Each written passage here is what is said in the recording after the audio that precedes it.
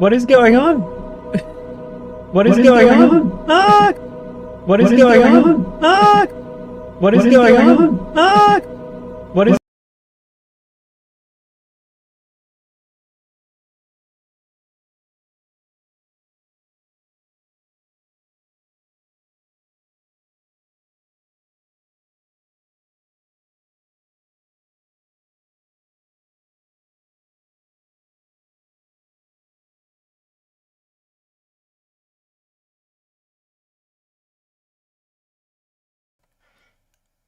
Yeah.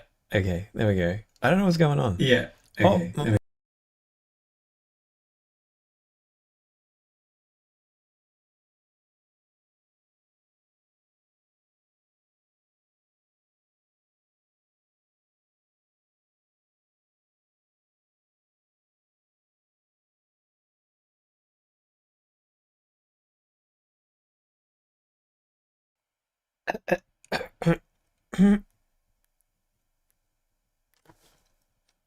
I think we're good.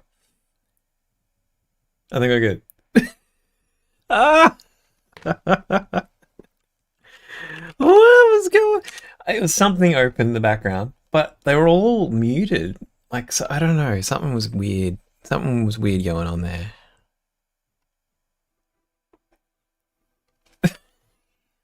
I'm so sorry. That was pretty loud too. So yeah, I apologize for that. Um, I am a pro streamer, so you know that was meant to happen. I guess I don't know. How you doing, everybody? That was an interesting start to the stream. I'm just making sure you're all awake and ready to go. How you doing? Flawless, exactly. Yep. Everything went as I planned it. Wow. Wow, wow, wow, wow, wow. How you doing, everybody? Jay, how you going? Spelling error, Paleo, Kenneth, Ginseng, Add the Uber, Thornity, Yannick, how you going, buddy? Ali over on YouTube, Cyber Cannon, Gecko, Don, how you all doing? How's things been? How's life been? I've been pretty busy. And I apologize for not streaming so much the last couple of weeks because it's been a bit of a push to get some stuff done. One of them being AVA 13. So I hope you guys enjoyed it. You've been mentally wounded, yeah.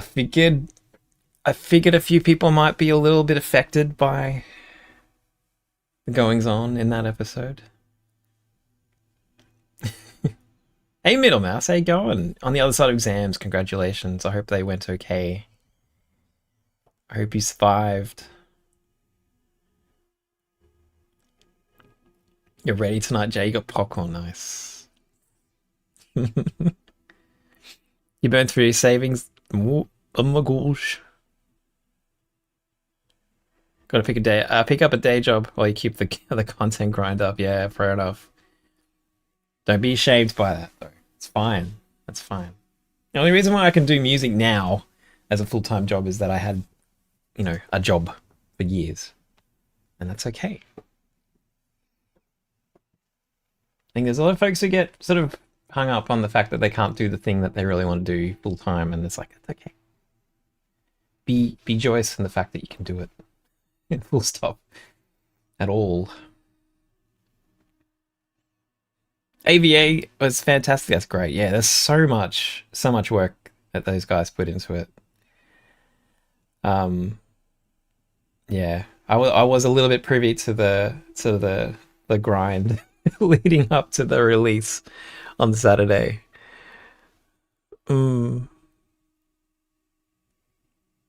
Oh, he announced something? I don't think I saw that. What did he announce? I don't think I'm actually on the newsletter mailing list. So I don't know what he's up to. I kind of don't know what he's up to until he tells me, to be honest. Thank you, Stick Lizards. Yeah, me too. I really want the I will release the soundtrack. It's got to be quite a lot of music in the end. Ah, Geometry Dash. Very good.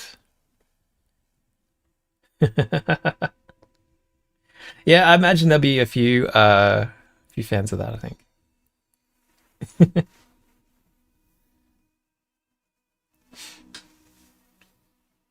Thank you, Ali.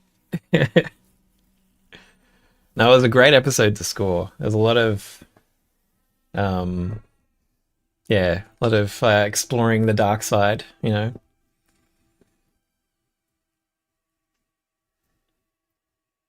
Yeah, I think Kenneth said before, it's like it sounds very different to everything that's in my library. And it's, yeah, I think everything I do for Alan sounds so different to what I would do normally just writing. I feel like there's a little switch in my head that sort of turns on when I do stuff for Alan.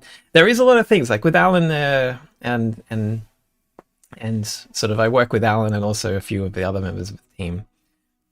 And they are after a certain kind of sound, right? Like particularly Alan has like um he does like have this sort of forward momentum through a beat, you know, like, and that's why I think a lot of the AVM episodes definitely have this kind of this solid rhythm that sort of propels the track forward, you know, pretty much all the time.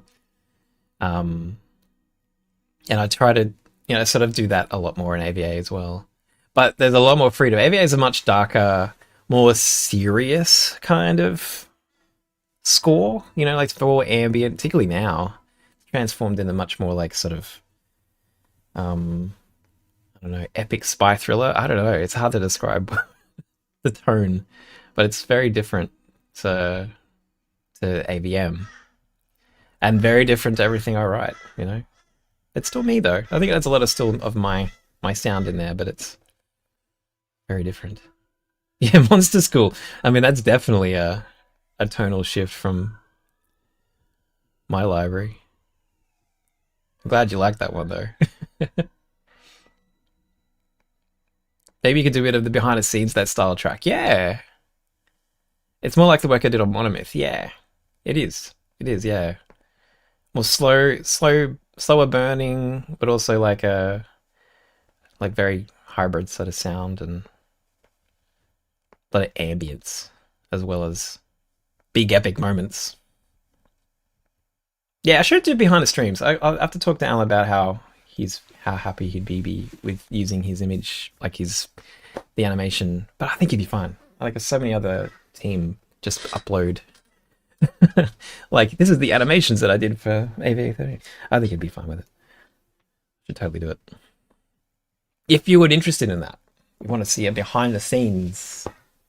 That one's an issue because it's the project is sort of split up into like 7 parts. So there's different project files for each because as we're writing it, we don't really know how long sections might go for, and like it's sort of kind of treating it like cues, individual cues, and sometimes they'll extend little bits in between cues. So it's kind of like I'm working on individual tracks that can be just sort of placed, rather than like one whole score that sort of runs into each other on the in one project at least.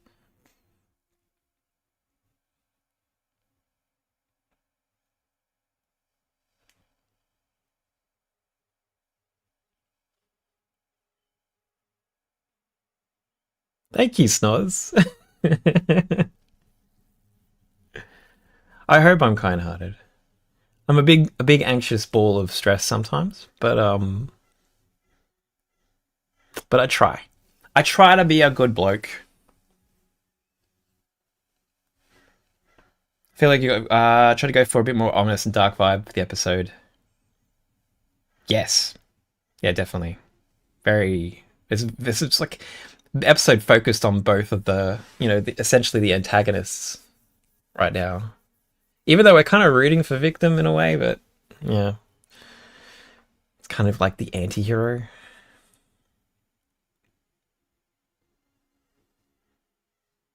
But yeah, very different to Ether. Ether was very inspired by the actual soundtrack for the Ether. It's very sort of, you know, synthy, floaty vibes.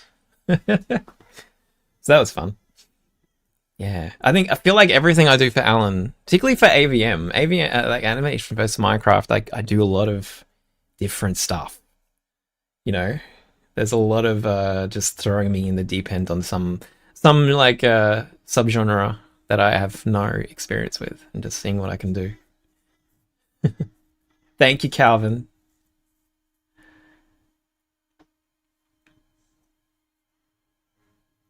When Sega used to, oh yeah, that was a fun moment to score. It was like a balance. It's like a really like I actually had a different kind of not the same style of music, but slightly different sort of chord progression leading up to that moment with Mitzi, and like ended up being much more. I think we went on the more tragic side rather than more. I don't know. I think I had originally had a like a more. I don't know. Everyone read it as more heroic, so I ended up changing it. But I think it ended up well. I think that section. I think it'd be fun if after AVA season 3 is done, you release a YouTube video that's the entire score in one video. That'd be fun. I'd totally do that, Jay.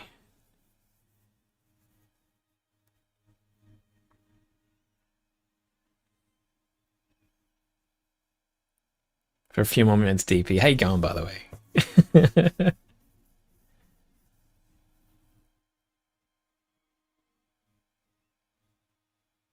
And how you going? I'm doing fine. I'm doing fine. I'm enjoying my. Actually had a weekend where I didn't do a great deal, which is lovely. It's really good.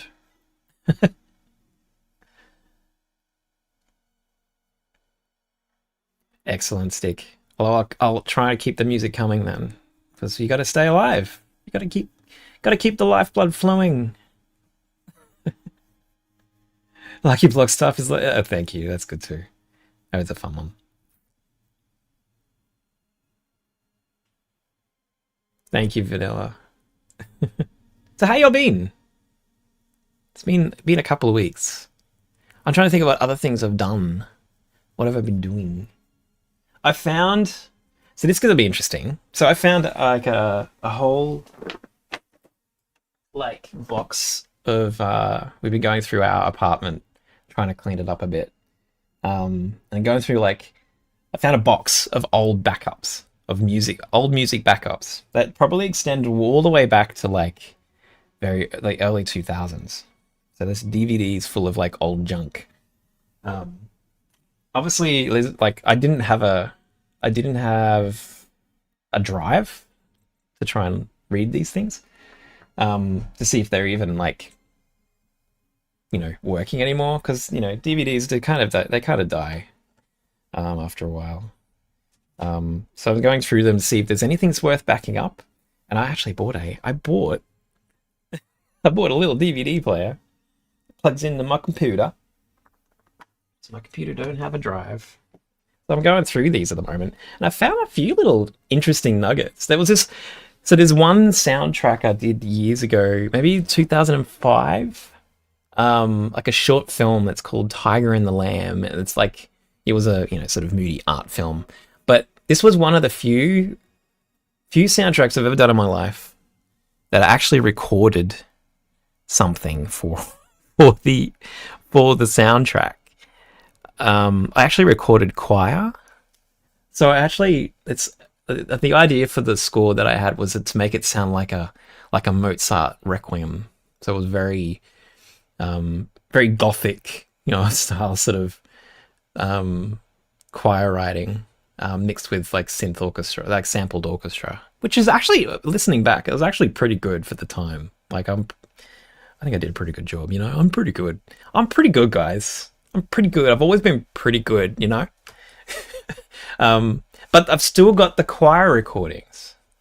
The choir is only like 4 people, so it's not like it's a massive choir, but they're not bad. They're not bad recordings. So I'm thinking I might actually try and use these recordings, and see if I can make like a new version of this score, maybe for the library. I think that'd be fun.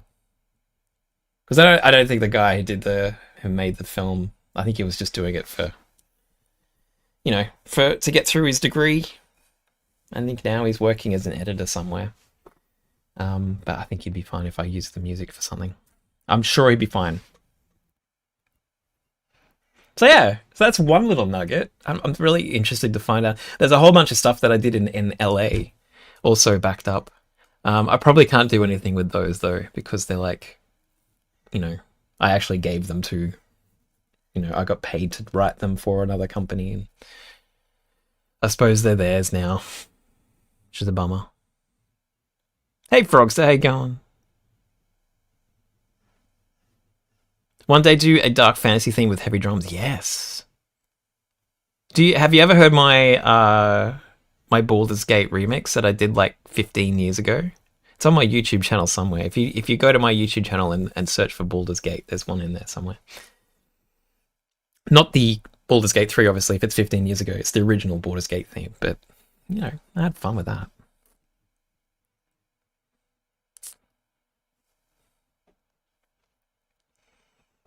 The other thing we have OG backups would be such an awesome project. Absolutely.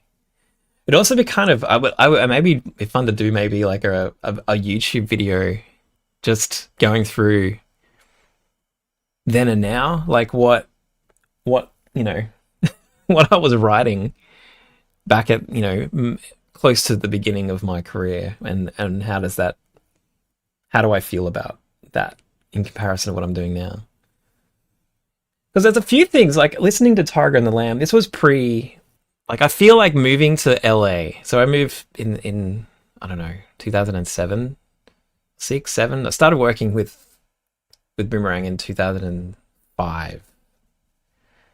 On and off doing little things.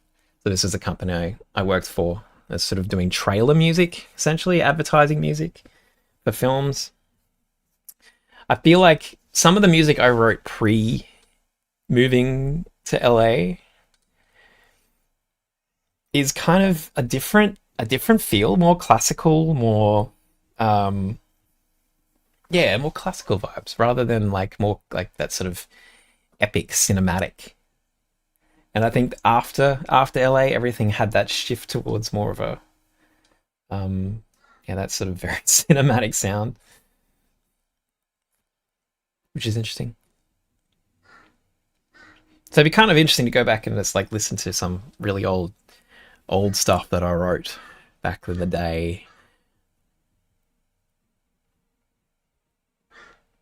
Wouldn't they credit you at least so people would know it's your music? Not necessarily, Paleo. Like the music I wrote for Boomerang, it's actually theirs. Like they paid me under a sort of like a buyout situation. So it's like they don't have to credit me if they don't want to. Unfortunately, you got to be really careful, particularly working in this industry. What kind of conditions you're writing under. Currently working with a game company right now, and we've had to be very careful about how we sort of work our way through the contract, because there are certain conditions that would see me essentially uncredited. You've got to be really careful about what you do. I do have an agent now that is helping me navigate these things though, so they know much better than I do.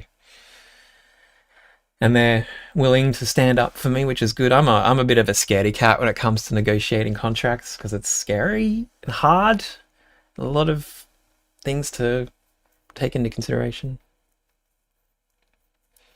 Hey Zed, how you going? Composing, building the music from just simple notes to detailing it with instruments and effects. I'm a beginner at composing. Composing is kind of like that. You're starting with essentially one note at a time, aren't you?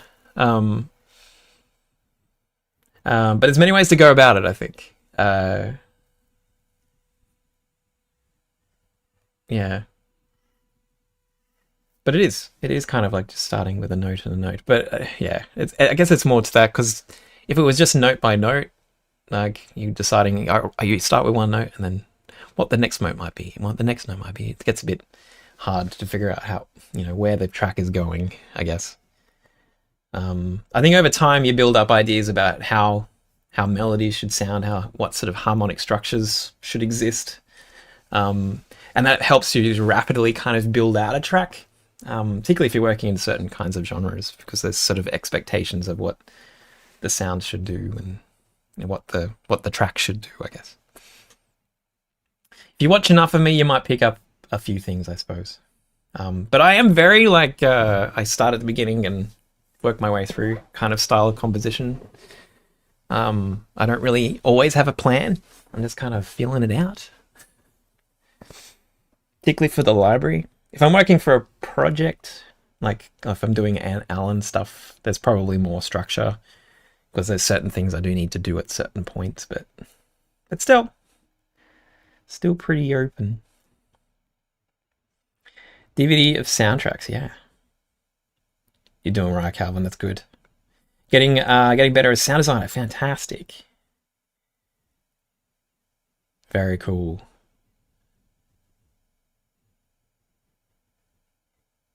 Interesting to hear more stuff. That'd be good. Maybe make people not feel so bad if they hear like, how crap you can be. Can you make us hear the music which is your favorite? I don't know if I have a favorite. That's my problem. Hard to choose things. It's hard to choose your best, like your favorite child, right? Did you cook up some wild sounds back then that you'd be embarrassed to show? I don't know, Ginseng. I don't know. There's probably a few sort of weird takes on things. I definitely did a lot more like recording of my voice and like playing recorders and things like that. I think there was a lot more of like adding a lot more recorded instruments into my thing, and I just kind of have stopped doing that a lot. And I don't know why. I should be doing more. I really should. I'm such a weirdo sometimes.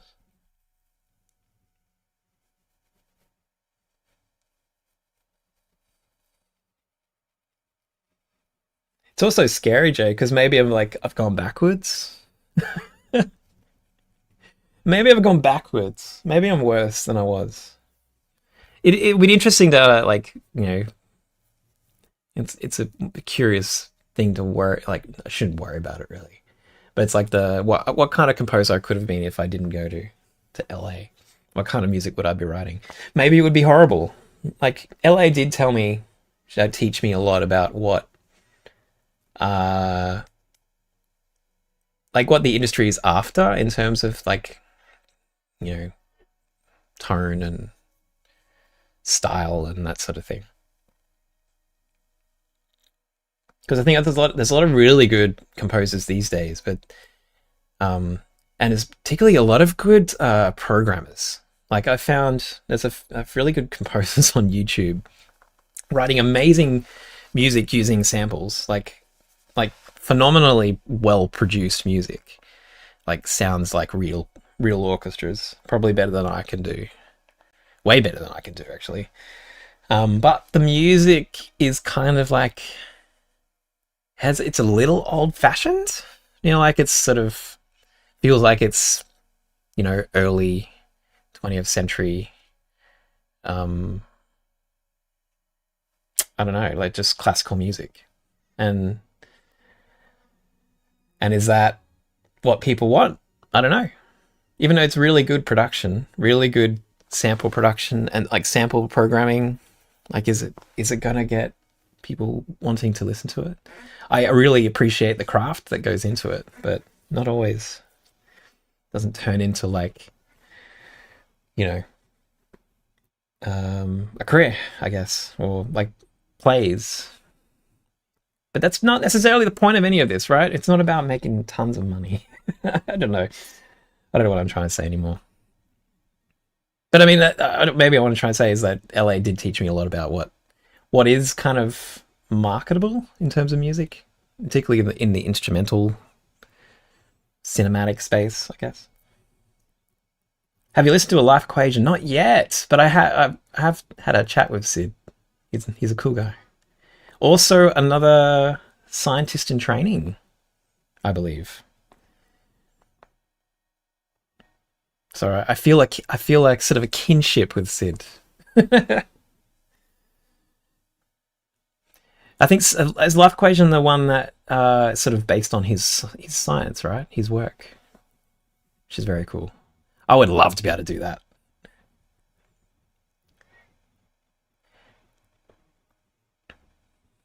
Is that hobby composers just going for realism?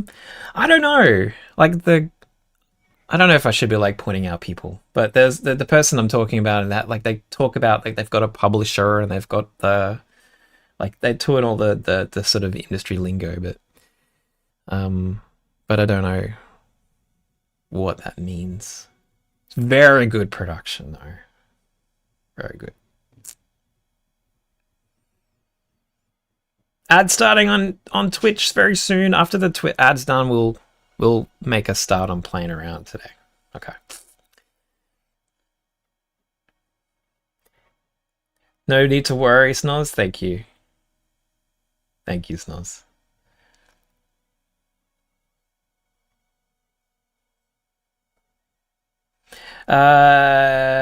AVA 13 captures unexpected developments and atmosphere. Really enjoyed listening to it. Awesome. I'm glad it worked.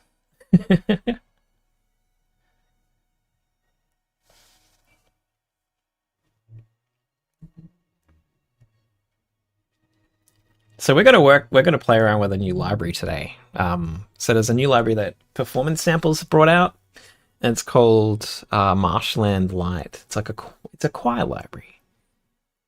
And so we're gonna play with that today and see what it does. And this is not sponsored, not a sponsored stream. We're just trying it out, playing with it, because I play with a lot of the Performance Samples stuff. Like I use a lot of their libraries. And their last choir library, which is Oceania, or Oceania 2 as well, use that a little less. But Oceania I use a lot. It's very good epic choir. Whereas Marshland Lite I think is sort of more, it's a little bit more calm, a little more sort of low-key, smaller sort of choir sound. And I'm kind of here for it. I had a wee bit of a play over the weekend.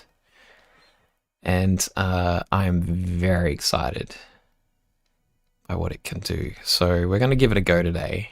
Maybe we'll try and write something. But we'll see where it goes. But I mostly just want to get a feel for it. And I guess show you guys what it sounds like, because some of you might be interested in getting this. So it'd be good to sort of try before you buy, I suppose. Essentially using Marshland, I think we could try and make a marshy sound. Yeah, we could do marsh. Wonder what marshland sounds like. Do you compose Alan after the sound designers or before they finish? Where do you come into the pipeline? We sort of doing it at the same time, Calvin, which can lead to a few problems because sometimes I don't know what the sound designers have in mind for certain scenes, and they might not have completed it yet. So I'll get like a section of the video that just has no sound, and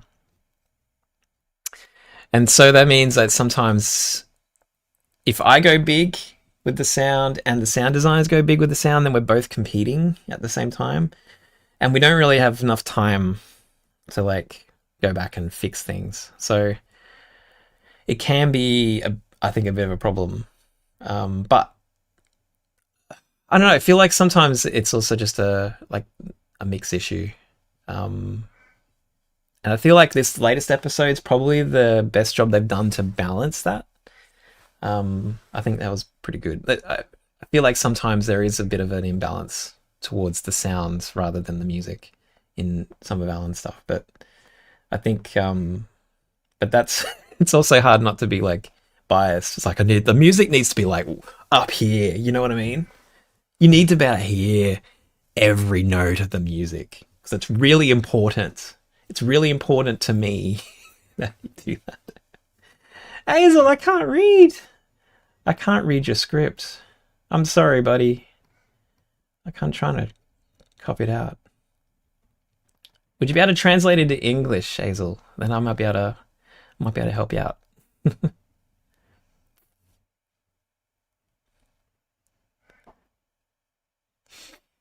Learning guitar out of love of music, fantastic. What's your philosophy about why you make a song?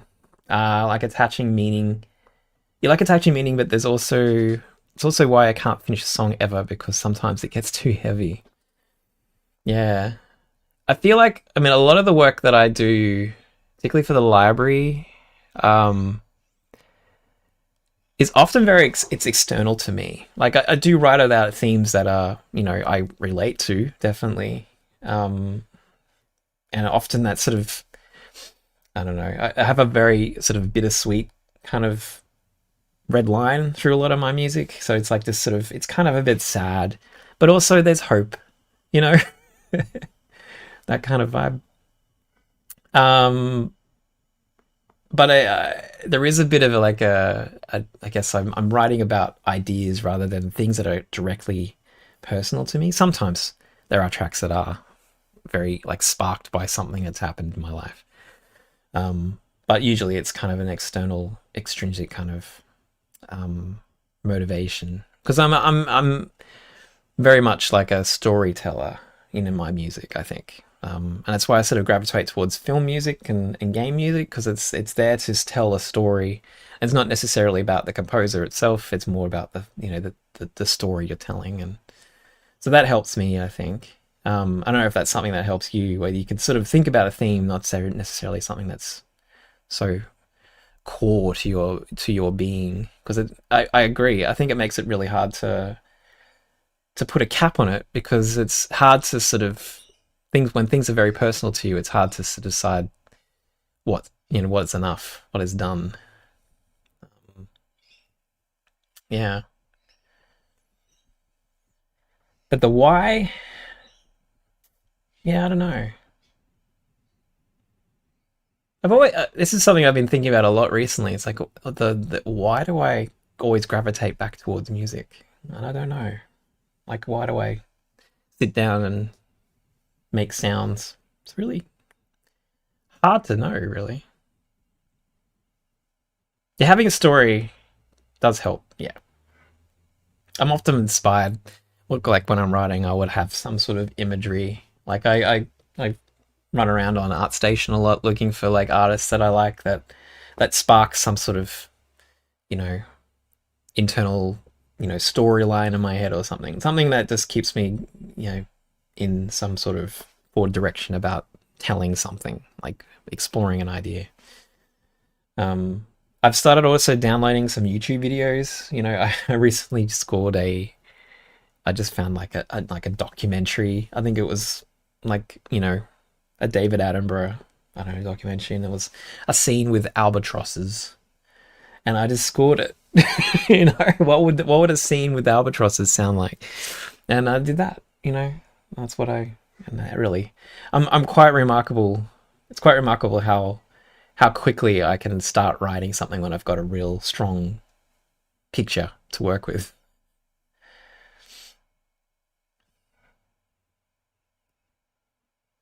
It's one of the things your mum likes about the music. It's very big into music and kind of tells its own story. Yeah, right. Yep. Mine's your last stream asking me one of your favorite works you wrote during a pivotal time in your life. Check that Monomyth. Yeah, thank you. I'm glad you liked it. I listen back now to Monomyth. It's like, oh, maybe there's a few things I could have done better there, but it's pretty good. I think it's fine. You know, one day, like you have to, in 20 years' time, I'll go back and remaster it because that's what everyone does, right? Thank you, Microcat. I'm glad you liked it. Fun. It was fun scoring that one. You scored a video game trailer recently. You're horrible at the timing thing. Not used to that. Oh man. So usually it's probably the other way around for you, right? Like you just give them they would take your track and edit it as needed rather than like doing it the other way around. It is a bit harder, I think. Particularly for trailer style stuff. You know? Yeah, you never see the picture. Yeah, exactly.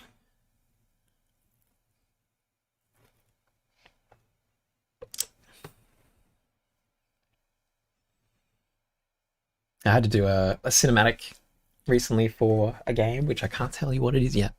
But it took a few goes, mostly because um, I don't know, the vibes kept on going in different directions, and I think for short, like again for like short stuff, like like a 16-minute video for Alan is a very different sort of concept to like a 1 minute cinematic sequence or a trailer or something, and it's so much more focus on specific elements in a much shorter video, um, that it kind of gets really pedantic sometimes.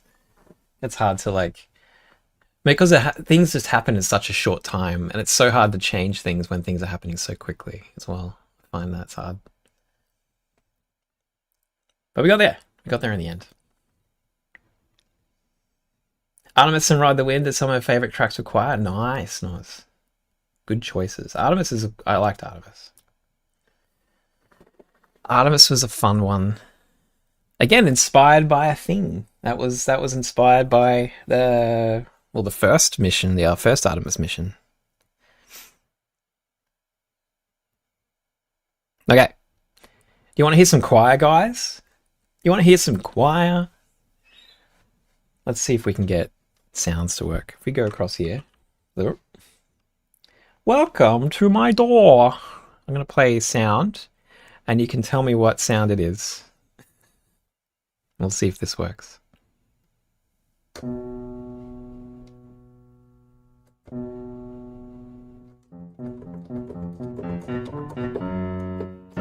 Does that work? That's working, I think.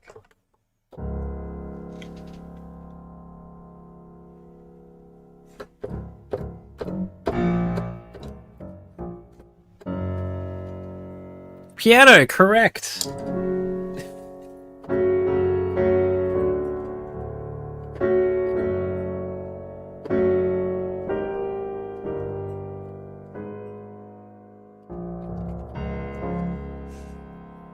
Where are we going to put this mic? I always never know where to put this thing. All right. So today, guys, we're going to play around with a library called Marshland Lite, which I bought on Friday. I think it came out just last week, I think. I was not expecting it. I didn't realize it was so close to being released. And I was like, what? It's there. And I said, oh, God. So I decided I need to get it. Because I always get everything that Performance Samples puts out. I get everything. I don't always use everything, but I get everything. I have my unwavering support, to be honest. How did you get work for Alan in the first place? Alan used has used a few of my library tracks in much older animations. So I think, has just used a bunch of my library stuff. And then one day he was like, I've used enough of it that's like maybe I'd be interested in actually writing custom work for his animations. And so I think it was like 2020. He reached out and just asked, would you be keen on scoring stuff? And I think that the first one was an animation versus animation. I don't know what number it was, because it was previously not numbered in the way it is now. So I get confused what numbers are what. But it was a showdown. So it was the last appearance of the Dark Lord. I really wish, one of the things I went back to that episode when I scored particularly the last episode, like the hacker.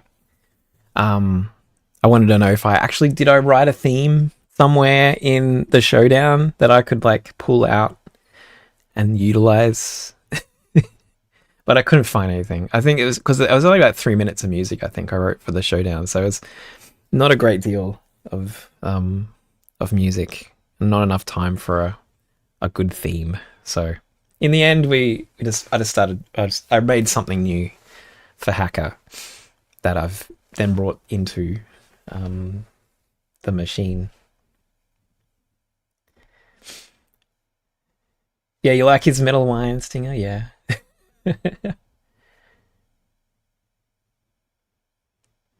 Yeah. So that was out. That was how it started. Just he was using a bit of my music, and then he just reached out and asked if I was interested. And at the time, I was living in Sweden and I had a full time job working in science, doing science research.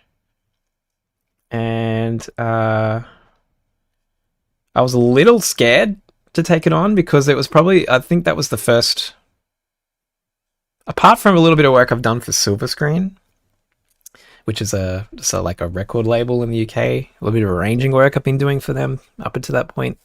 Alan was the first client that I had worked with since LA, since like, you know, the late 2000s. It was really scary to take him on because I was like, am I ready for this? Is this something that I'm, you know, capable of doing anymore? I mean, I had been writing a lot of library music, but not, work for other people. It was a bit frightening, but it turned out fine.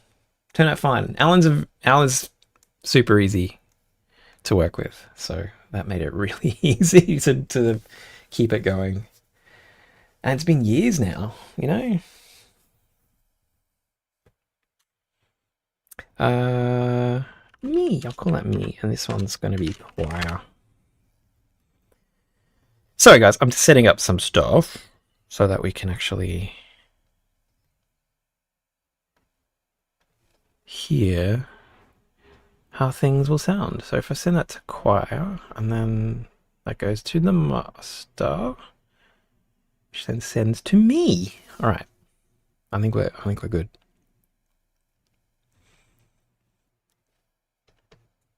Yeah. What's my favorite character? I don't know. The Color Gang are all cool. I don't want to have to choose. Again, I don't want to choose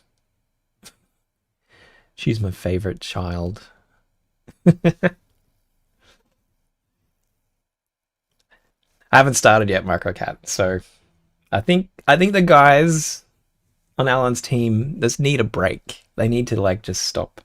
I don't get usually brought in until much closer to the end of the process because I think they're still working on, you know, how the episode will play out. So I usually need as close to a locked picture as I can get to start working on the music. So they'll bring me in much later, but they do need to just stop.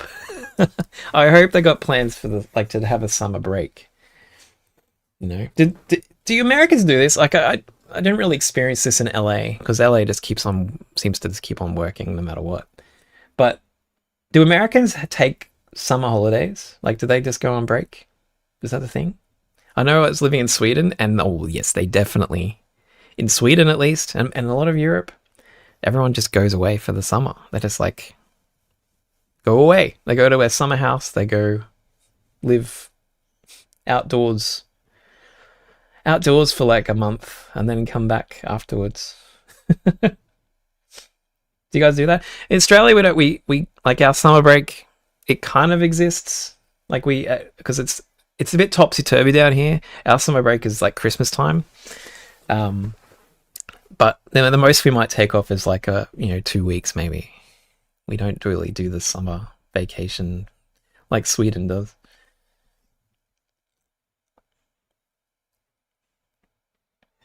Someone I mentioned on the team, I started working 3 weeks before the machine aired. A little bit more than that, but then I had to switch. I had to switch over to the Ether, so the AVM episode, halfway through the machine. So I think I started. They gave me a locked picture much earlier, which is fantastic. Like, so nice to get a locked picture so early.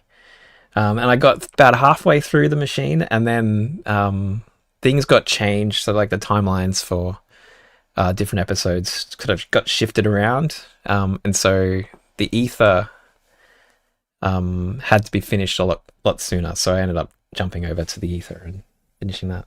Now that was fun to like change gears to do the Ether. It was like that was a tough gear change, but we did it. We got there in the end. Teachers and students do? Yeah, that's true. Of course they would.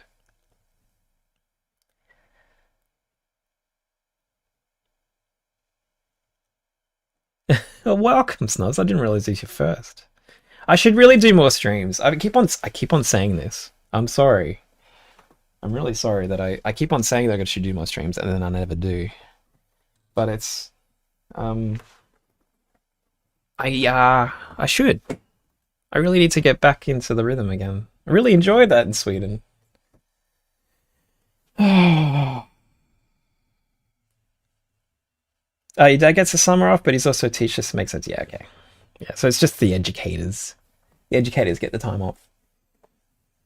Depends. At least in your full-time job, they had a couple of hours of time off. Could use it for the summer holiday, or just use it whenever you wanted. Fair enough. Would you ever do gaming streams? I don't know. Would you really want to watch it? Would you want to watch an unk play games? I do have a really big, long list of games that I want to play, like, you know, the pile of shame. And so yeah, I have considered it, but I don't know how much you'd be really into that. You'd be into it? All right. That's one person. I can play Geometry Dash. I could finally figure out what this Geometry Dash is. I really don't have a concept of what it is. I really don't know. Okay, let's do the thing. Let's make some music. This is a music stream after all. So this is it. This is the library. Looks exactly the same as all the other libraries, which is quite nice, I guess. That's not the library though. That's not the library.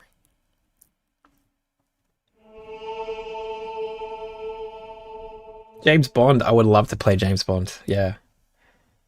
There's also a bunch of PlayStation games. I bought a PlayStation recently, and so I'm working my way through all these PlayStation games that I've never had the chance to play, but I've always wanted to. So I started with God of War, currently playing Ragnarok at the moment, which I feel like's not how you pronounce is it Ragnarok? I don't know what it is. Based on all the little the letters that are used in the name, I'm a bit confused how you're supposed to say it now. But everyone calls it Ragnarok in the game, so that's what it is. Yakuza? Yes. I've not played any of the Yakuza games. I think that would be a curious one.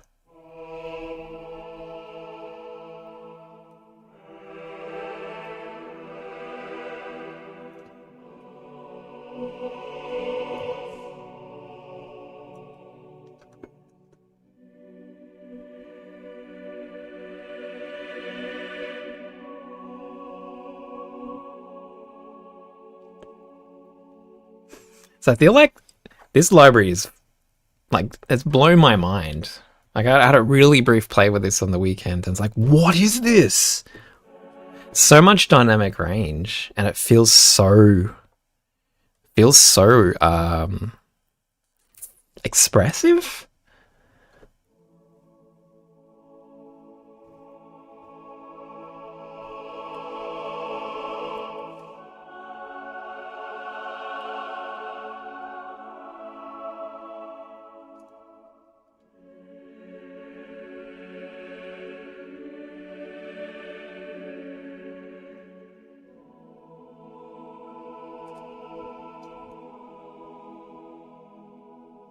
Xander.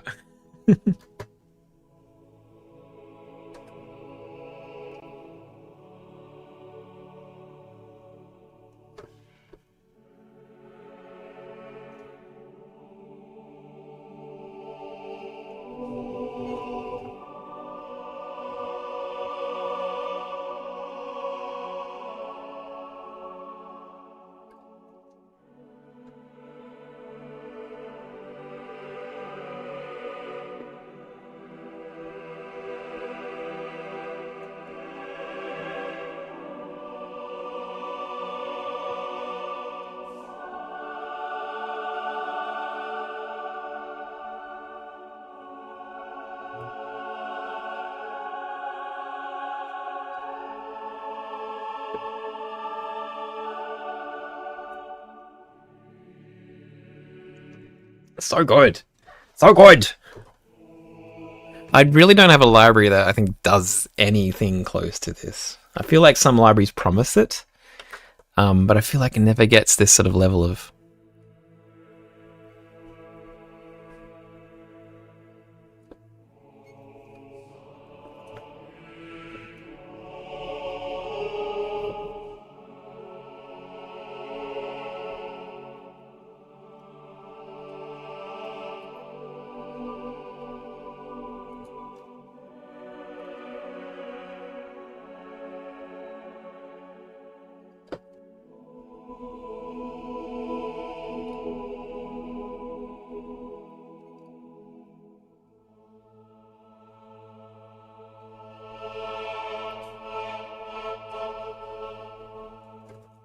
The twist for AV boarding, exactly. I wonder what it sounds like with the close mic. Let's load the close mics. I feel like got two sets of reverbs going on, pretty much.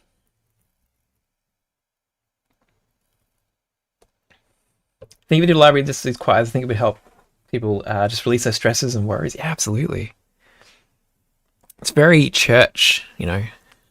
It's very like, you know, ease your mind, release your burdens.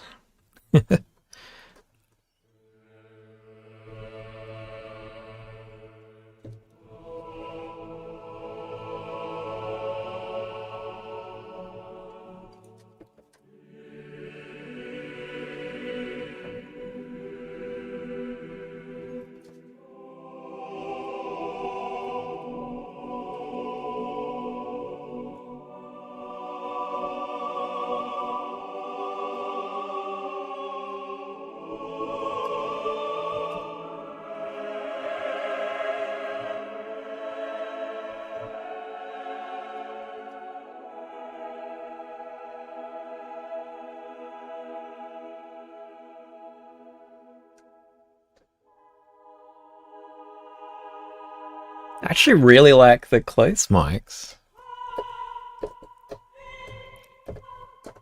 It's getting kind of a vibe.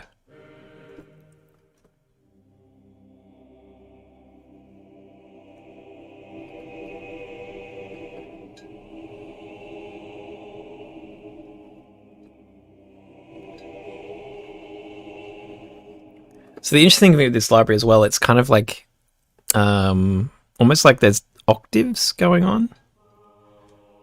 So it's like almost like an ensemble patch, right? Like you got sort of men's and women's choirs sort of singing simultaneously in different registers. So it makes it sound fuller, I guess. Yeah, it's cool. I like it. Amateur question. Did you even decide to, when do you even decide to hit upload for a piece? Because I spent hours refining a piece to my liking. There's a lot to play around with and have fun with. Yeah. I mean, if you're enjoying playing around with it, then just keep on going, I guess. But I feel like a lot of the benefits come from actually just deciding, like at some point where you're sort of fiddling with the really fine details, you're probably past the point where it's like the edits that you're making are meaningful. You know what I mean?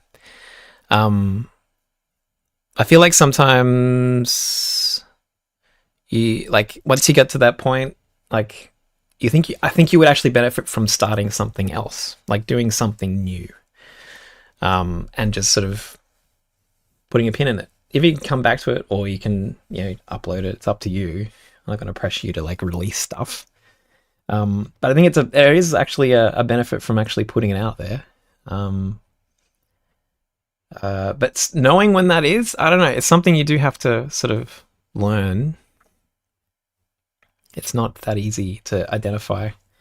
I think one thing that has helped me is, you know, doing work for other people.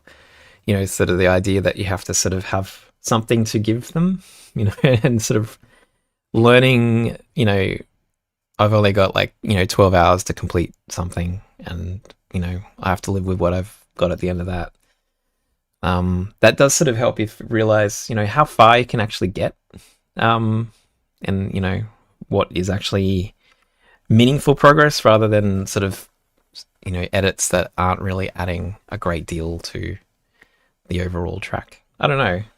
You have to, it's hard to know. It's hard to know. Um, but definitely that's helped me. But you don't have to go work for other people to figure that out either. I think you just have to. Um, I mean, one thing you could do is like just to stop working on it, and to start something else. You know, work on something new, and then come back to it in like a month's time or something, and see how you feel about it. Because I often find as well that in the moment, I'm a bit down on a track, and I get very pedantic with something, and I leave it for a month and come back, and I was like, actually, that's pretty good. What was I worried about? Like, there is a library track that's coming out on Friday that I did like a year ago, and I had finished it, but at the time I was like, nah, I actually think there's something off with this track, and I need to fix it.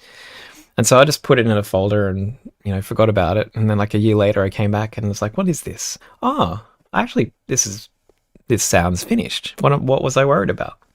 What was I worried about?" Um, so maybe you just need a bit of time as well to step away from something and give it a bit of space to sort of marinate in your head. I don't know. Try it out. Suggestion.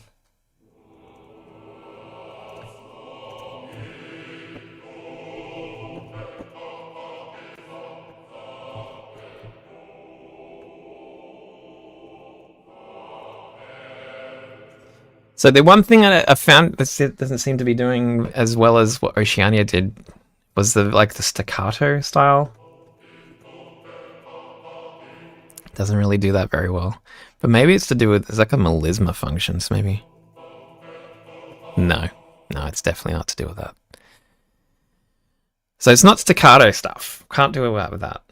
Unless there is, I think there is like other, so there's like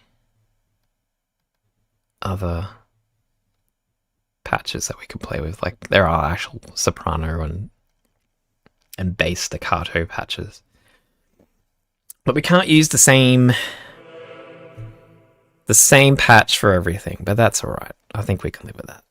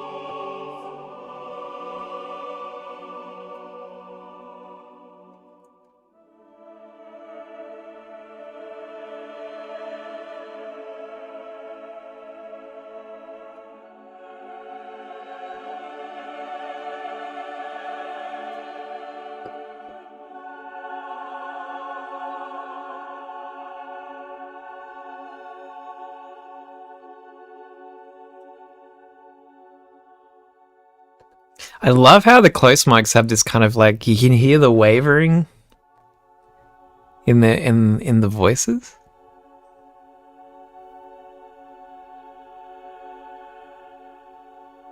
It's so nice. That's so nice. It's not just this clean sound. What if we combined some mics? Yeah, it could be fun stores. Yeah. Because it sounds big. It sounds like a very big choir, but also it doesn't sound like if I might load up Oceania because it's a very different library, a different choir, very different sound,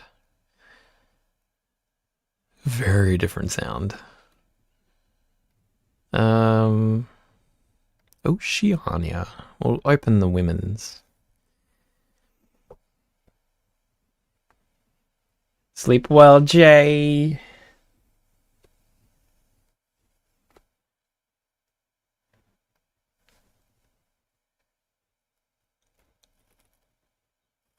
Hmm. exactly, Koi. I think there's like the sort of the tracks I was thinking, like there's a track on the Saving Private Ryan soundtrack that has that sort of very,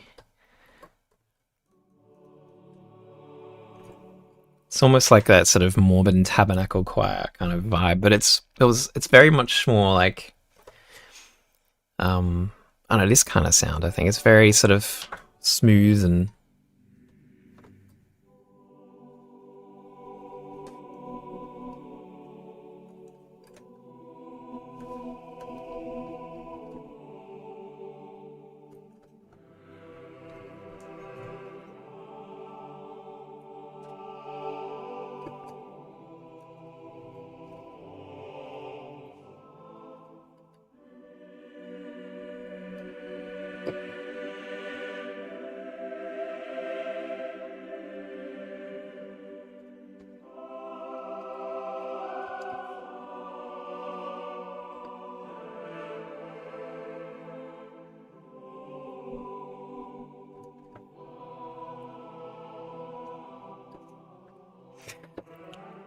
but that's sort of, I don't know, it's very, it's just beautiful. It's very beautiful.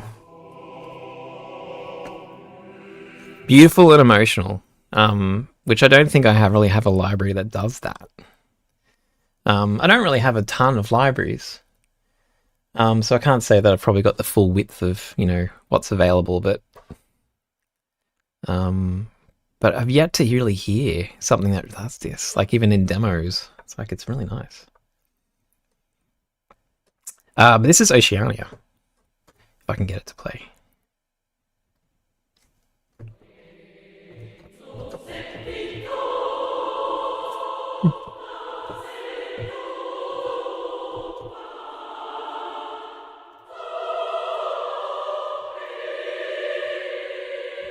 So it's like a very different sound to this.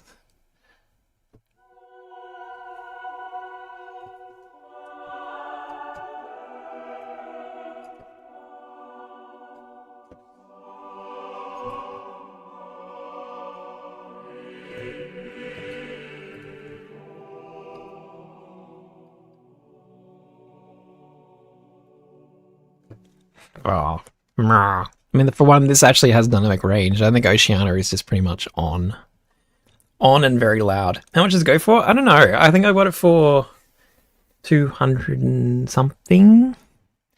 I know Performance Sounds does bundle prices. So if you've bought like one of the libraries in the past, they do special pricing. I think I chose the wrong library because apparently I think there might have been extra extra extra cheaper if I extra cheaper, is that a way to say it? I would have got more off if I had chosen like a loyalty code from what was given for me from there's like another library called Vista Ensemble Strings, whatever it is. I think I used a different library and it's a little bit more expensive because of that. I don't know. I think I chose the wrong one. That's okay. I'm happy to give him more money. He deserves it.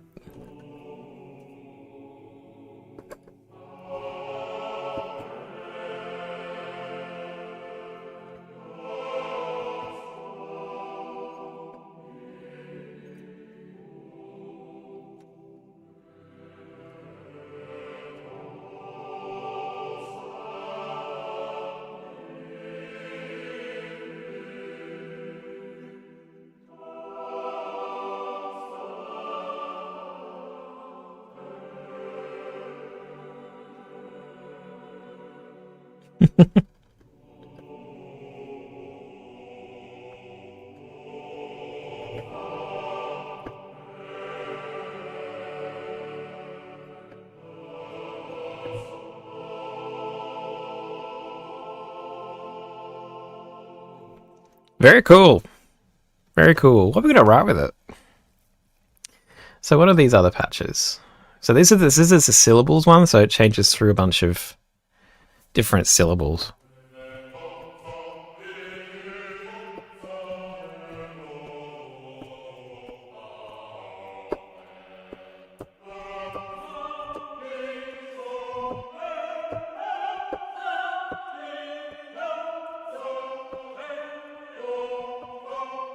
That sounds pretty good with the Marcato kind of vibe.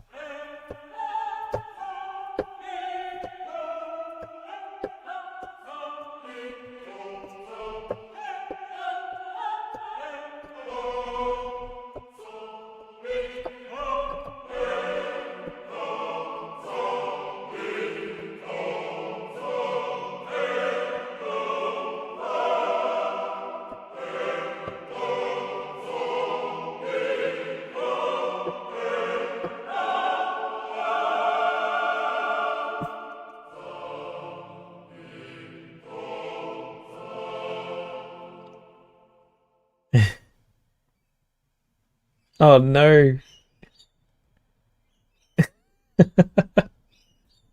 Oh, Xander.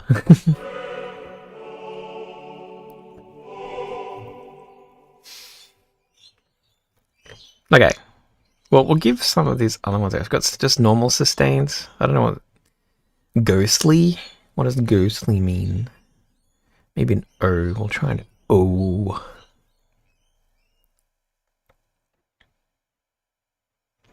One thing I don't like about performance samples is they take a long time to load. I don't know why.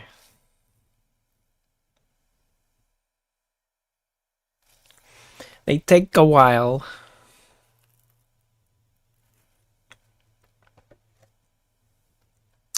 Okay.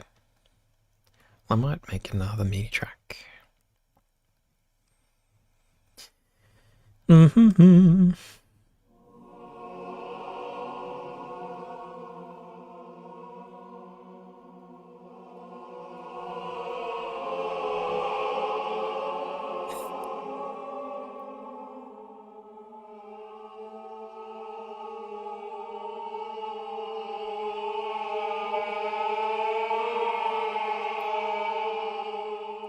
That's pretty cool.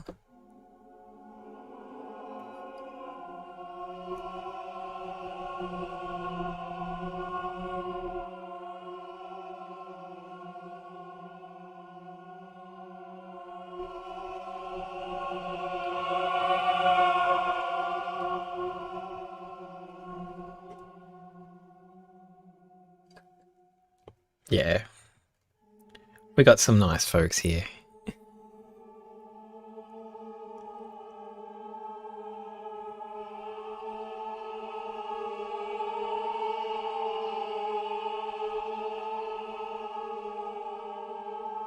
That's a vibe.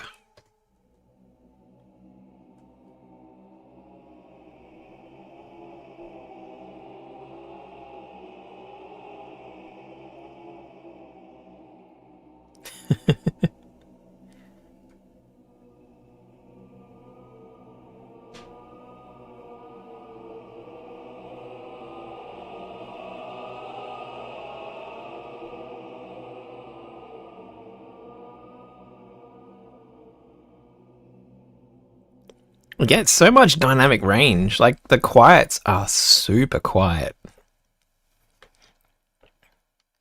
What is an I do like an Quiet's boycotting your comments on long wait times? Yeah. It's nighttime there. Nighttime for you, maybe. I don't know. It's daytime here. Totally daytime.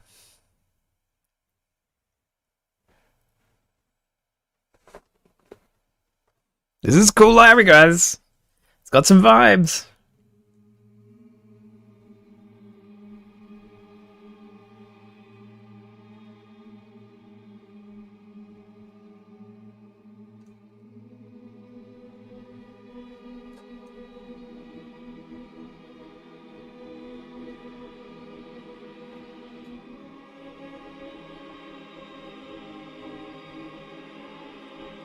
I like how you can. It's definitely like microtonal variation around a root note though.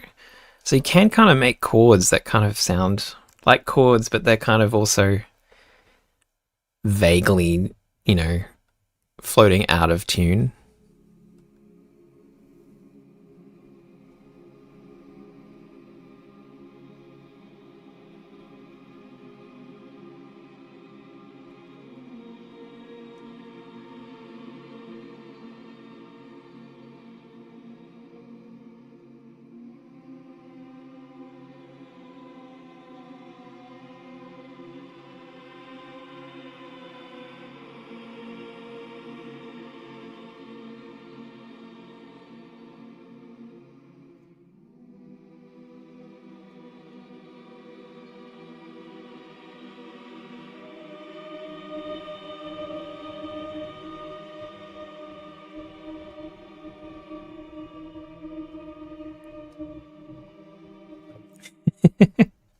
What does it sound like with like a really wide?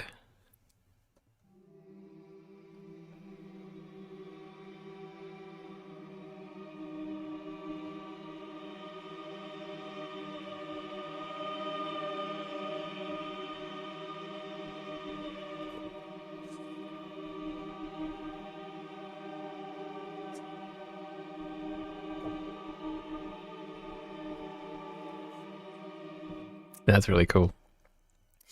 That is a vibe. Gothic sustains. We'll try an O. An O. I assume Gothic's gonna be super like super vibrato or something.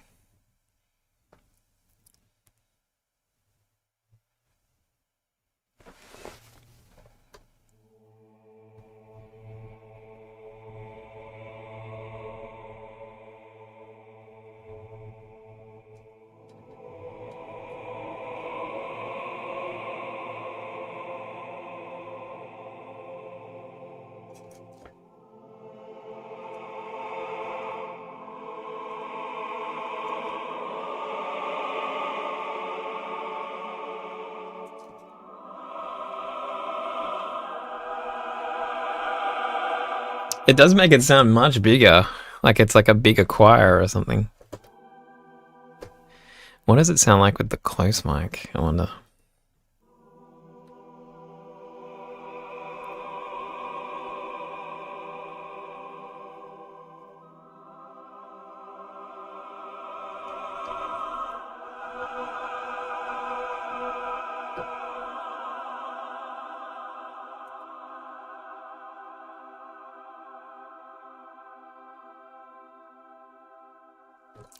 It is very vibrato, very over the top.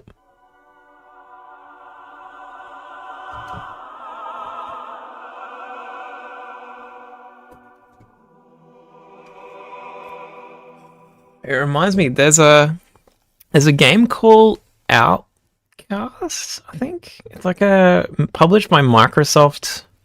I would say maybe early 2000s, maybe. It was kind of like a sci-fi sort of adventure sort of game. It had an amazing soundtrack, like fully recorded orchestra, and big choir. And there's a track on that soundtrack. I wonder if I can find it and not get DMCA'd for it. I wonder if we can like mimic that sound. Heaven on Adelphi, I think it's called.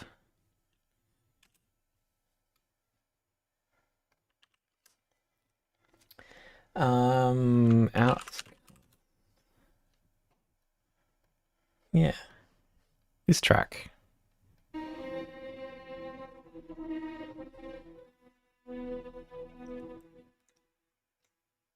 Can you guys hear this? Probably not.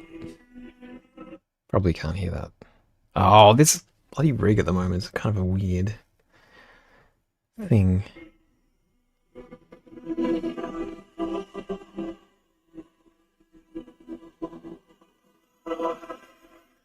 Anyway, it's got that kind of gothic choir, actually.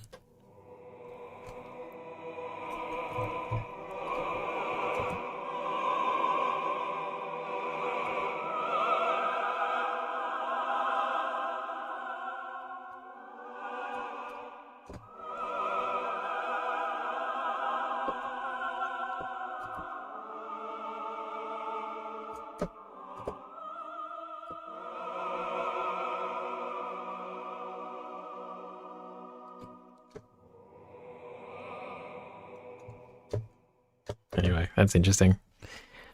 That's interesting that we can do that now. That's pretty cool. What does noise do? Thank you, Atlantis. I'm glad you liked it.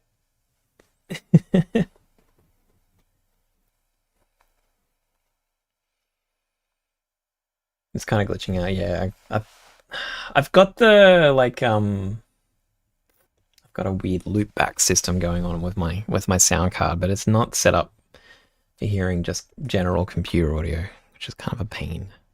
It used to be, but now it isn't.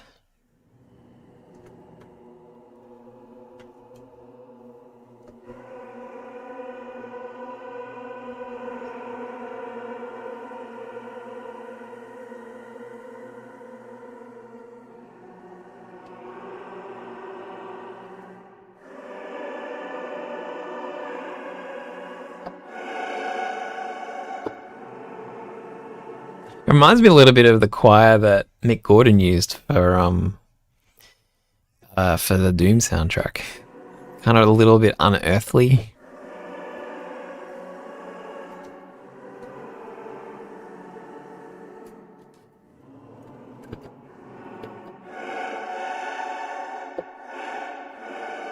It's a bit weird. That's a bit weird. I kind of like it though. There could be use cases. Enjoying the crows. Probably should try and write something. I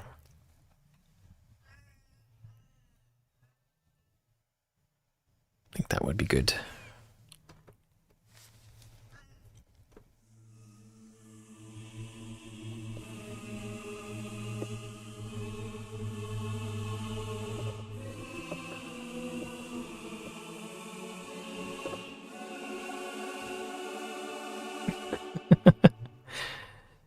Z's, guys.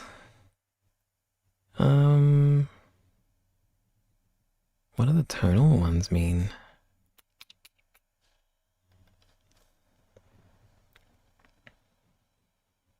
Yeah, absolutely.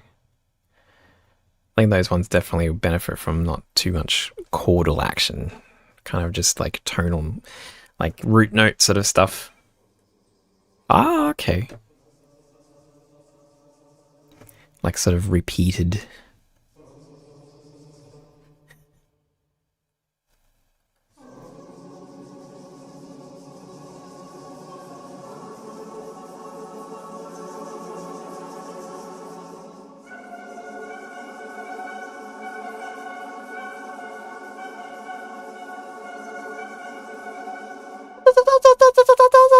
Nice. Very good.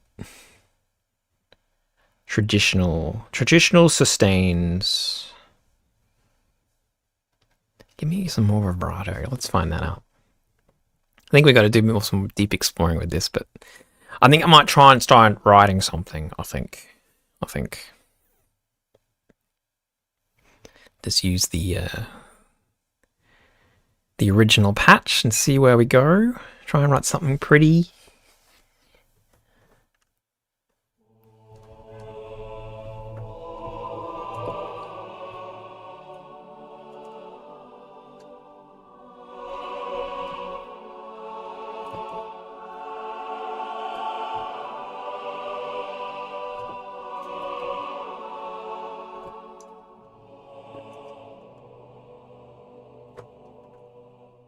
So Kinko, how you doing?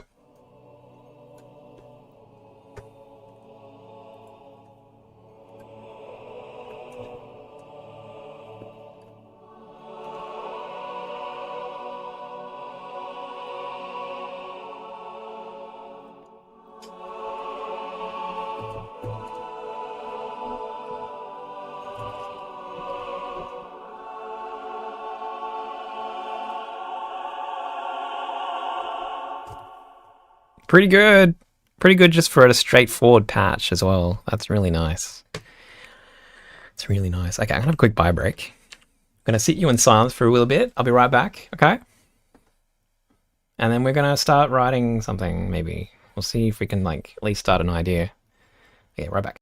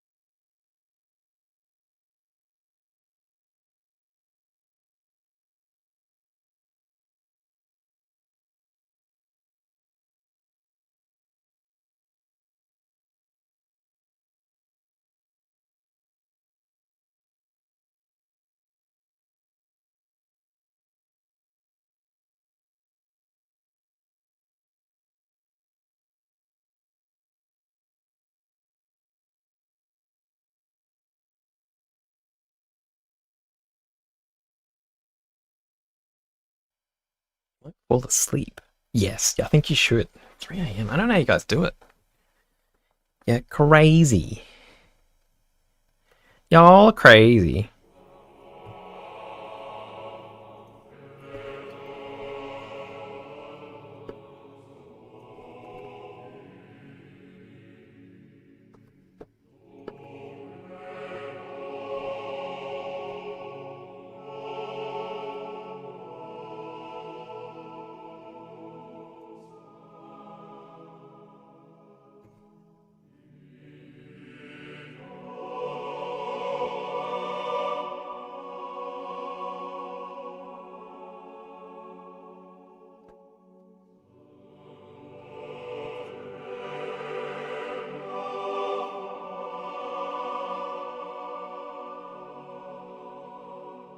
Hmm.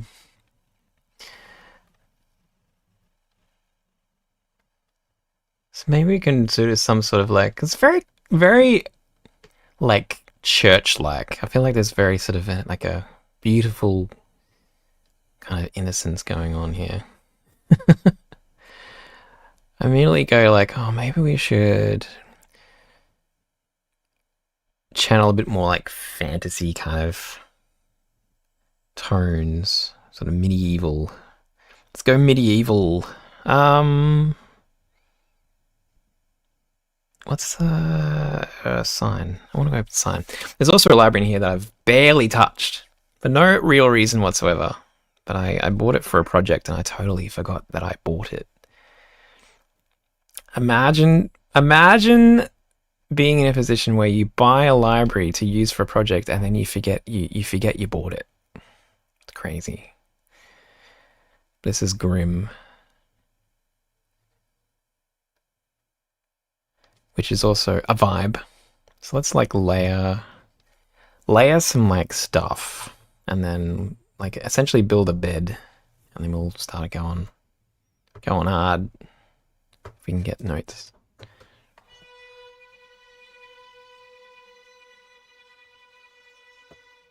Maybe I want, I'll get rid of that. Problem is I haven't used this library very much either.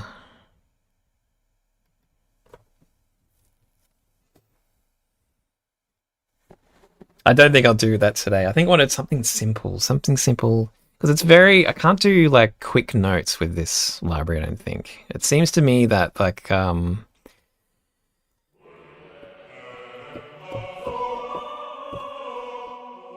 it's not great for like doing quick melodies. Maybe like depending on how you write a track, it may not be a problem, but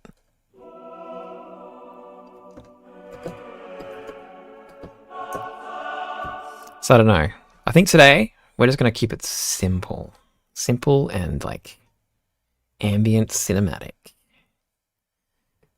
emotional.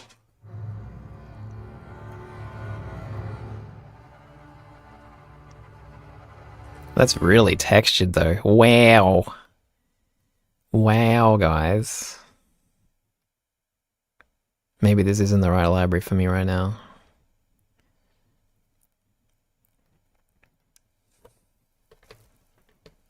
I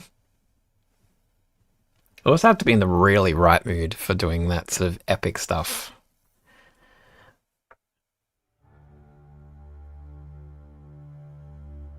Oh, there we go.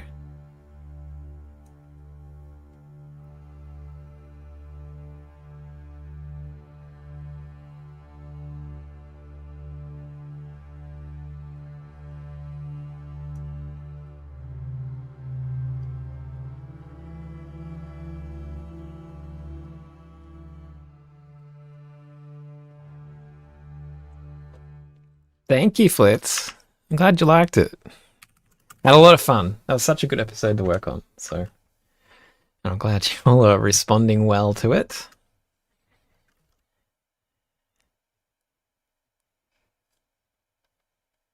I'm gonna send that to me, so y'all don't need to hear it. Where is my me? There we go. Very good.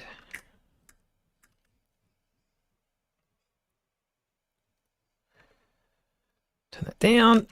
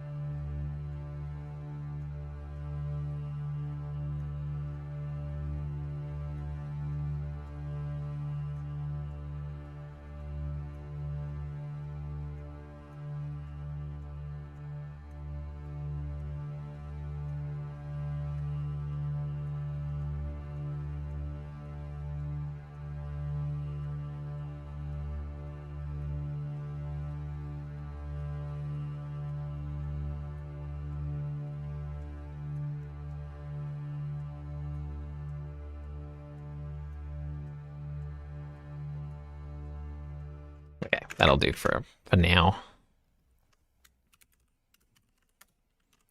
I'm gonna be using two libraries that I haven't really used before. Look at me go. Tables. Tagelhopper. Tagelhopper stuff.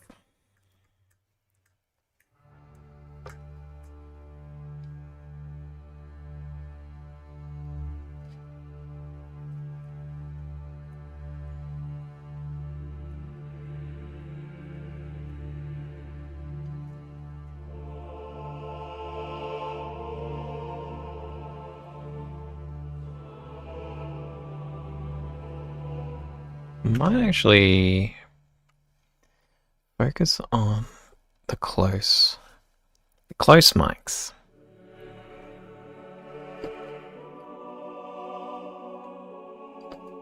Not yet, Masato. We meant to see it on the weekend, but then it just never got there. Your stats boost, aha!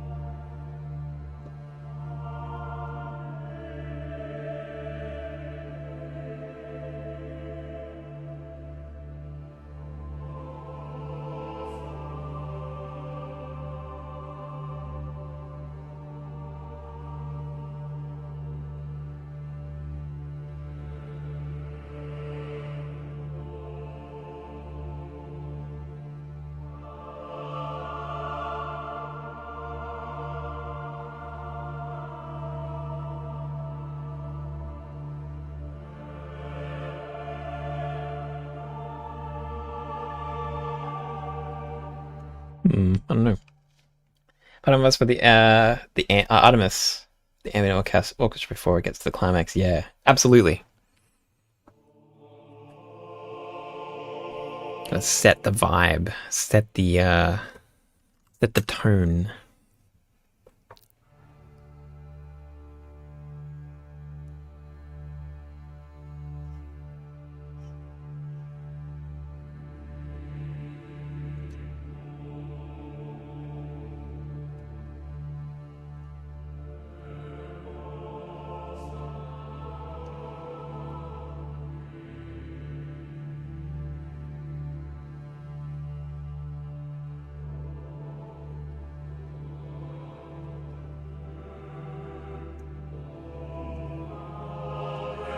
Hmm.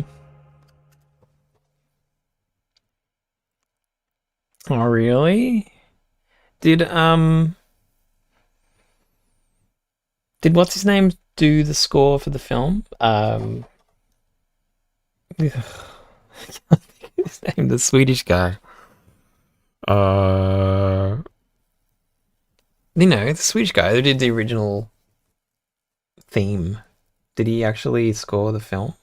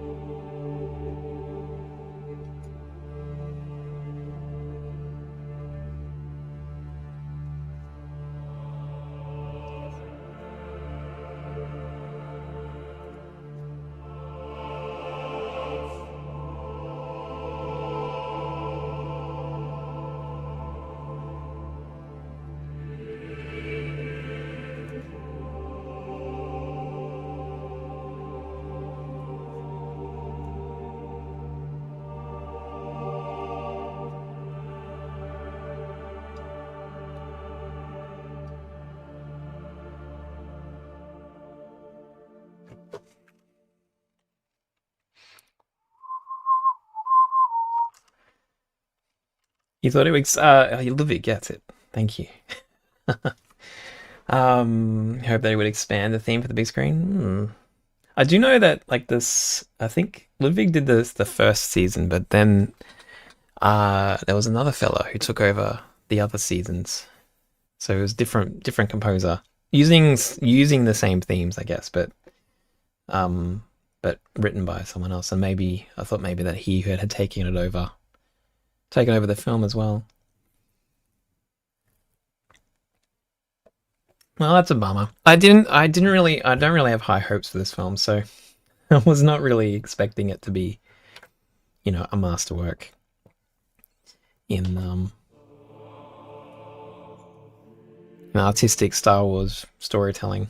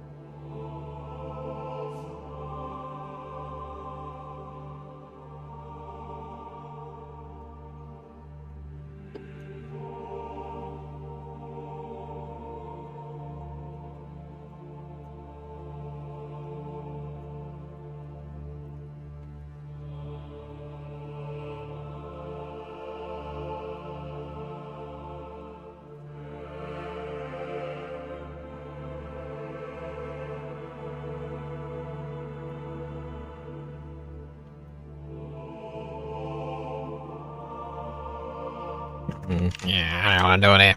What am I doing?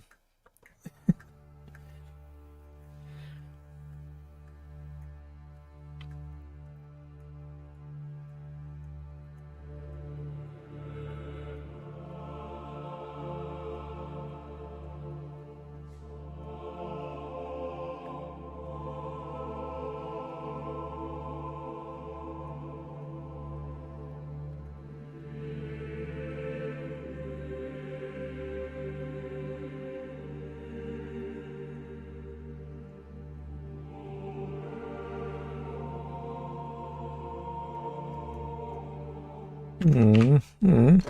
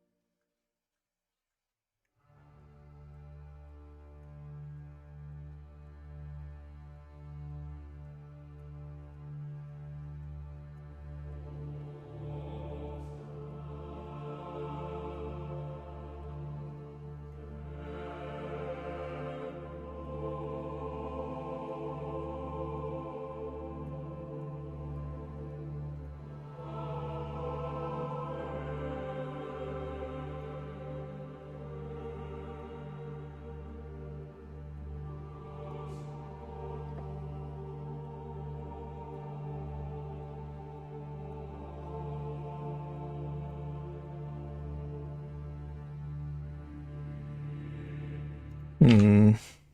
Guys.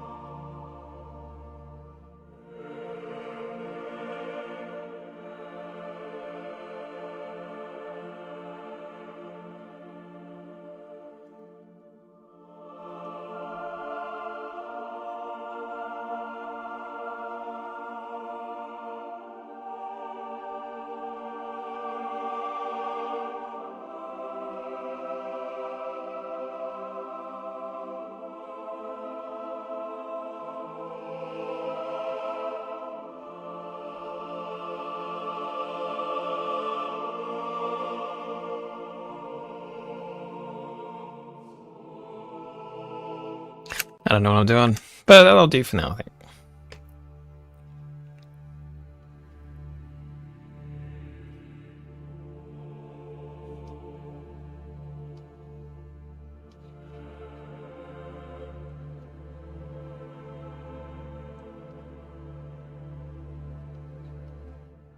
It's like it's really quiet. Like I'm focusing on the low end of the choir. I think what we need to do... More noodling, indeed.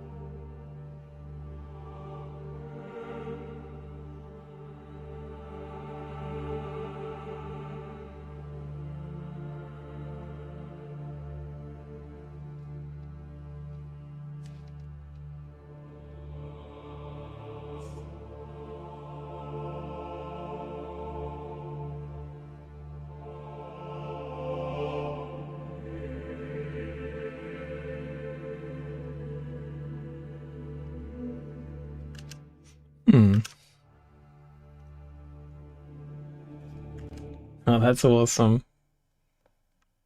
Yeah, I listening back to Penumbra the other day, it was quite nice.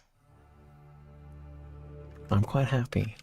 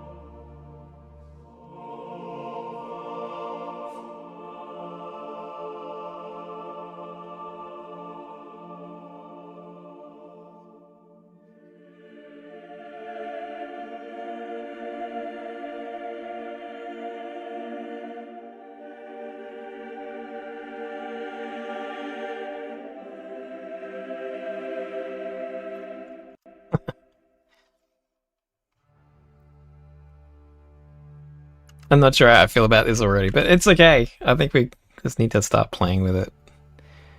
It's like some of the like I'm realizing how fast the dynamic levels change at the low end.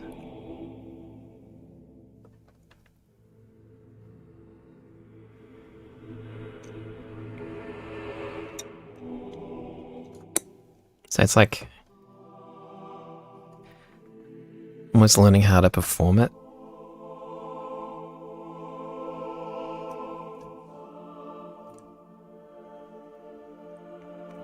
And like each of the syllables also has a little bit of variation in that.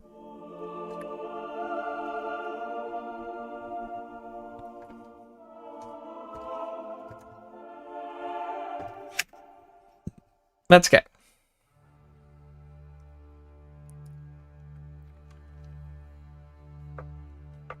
Thanks, Noz. Thanks for hanging out.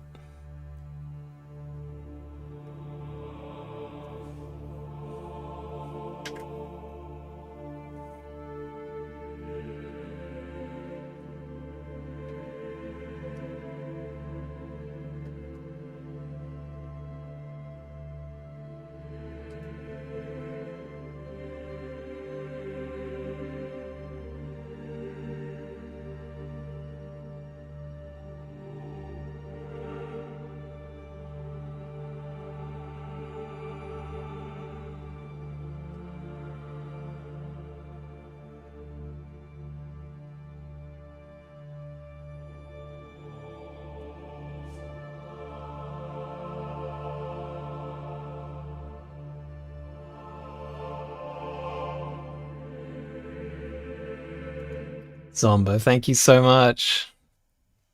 Kept your streak. Very good. Very important. Thank you very much. Hope you're doing well, man.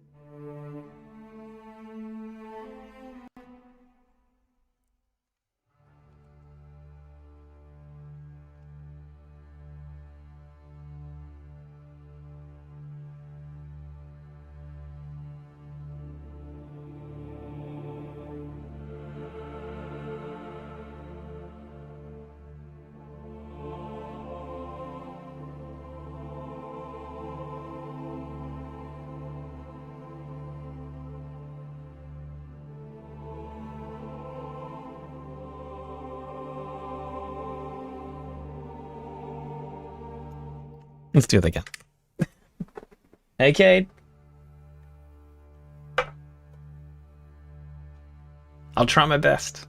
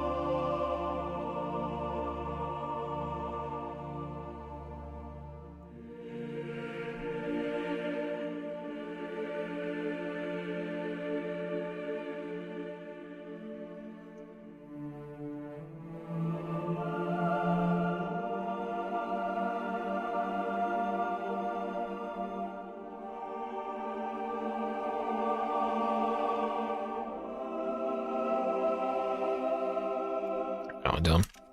Let's make stuff up for your games. How you going?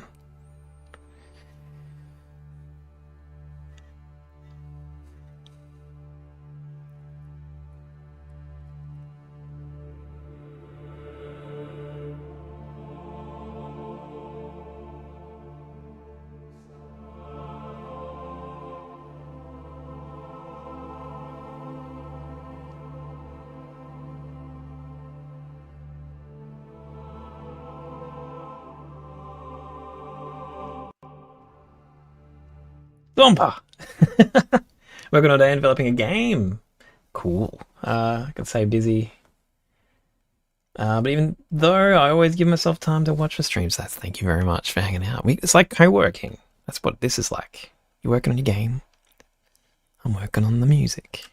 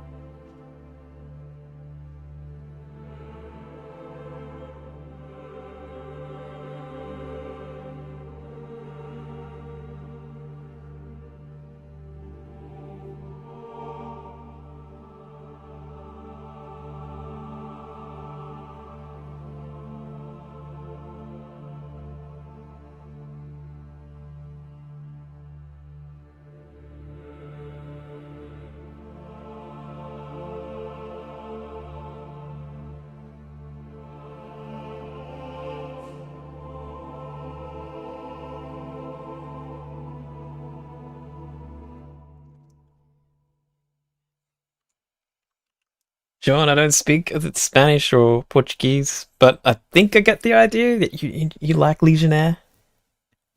I'm glad. So happy.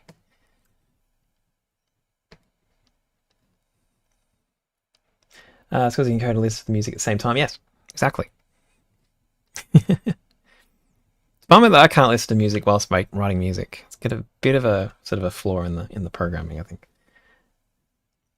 Victim as the Dark Lord portion of the OST definitely needs an extension. Yeah? Okay. I can figure that out. I do want to find some for the album when it finally releases, find some parts of the score that would be good to like expand out a little bit as like separate tracks, I guess.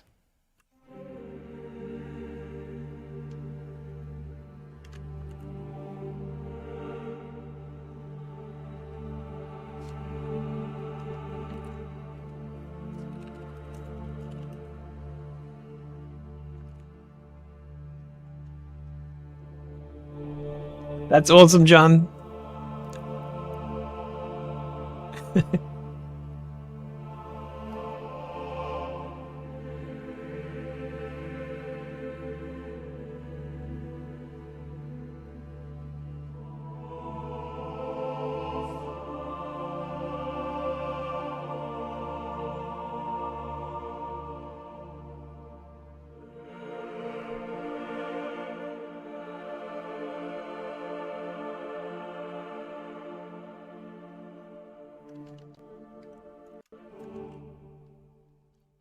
Okay, I was gonna extend that toggle hopper.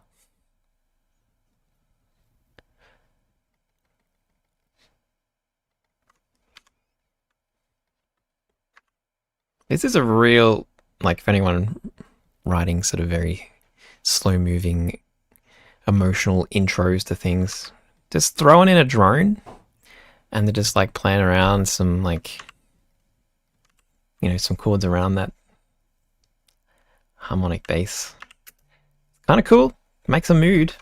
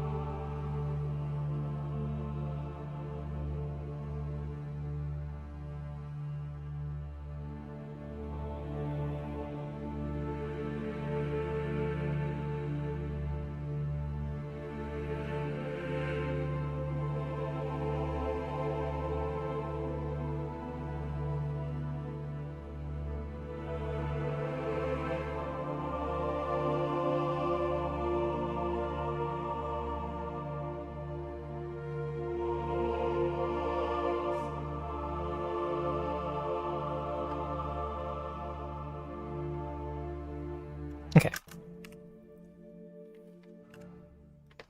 Awesome, Cannon. Thank you so much.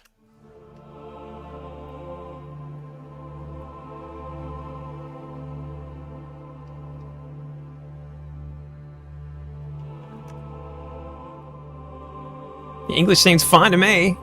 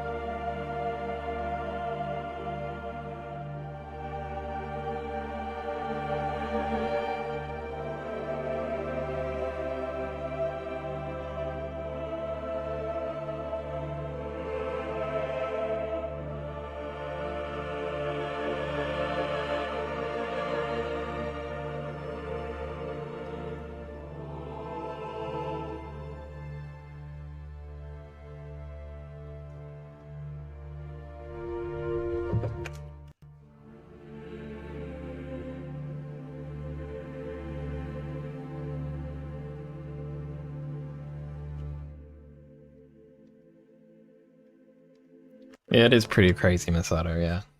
See you, Ginseng. Thanks for hanging out. Good to see you.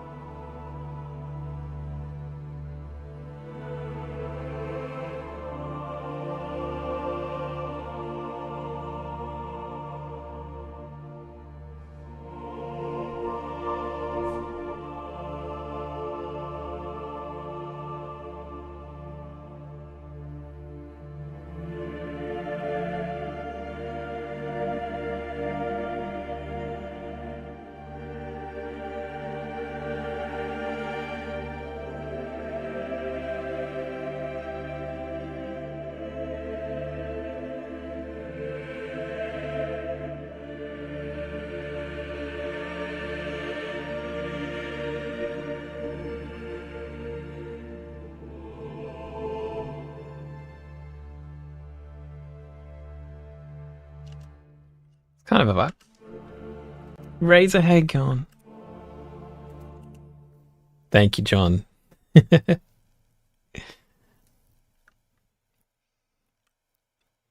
it's great that you try.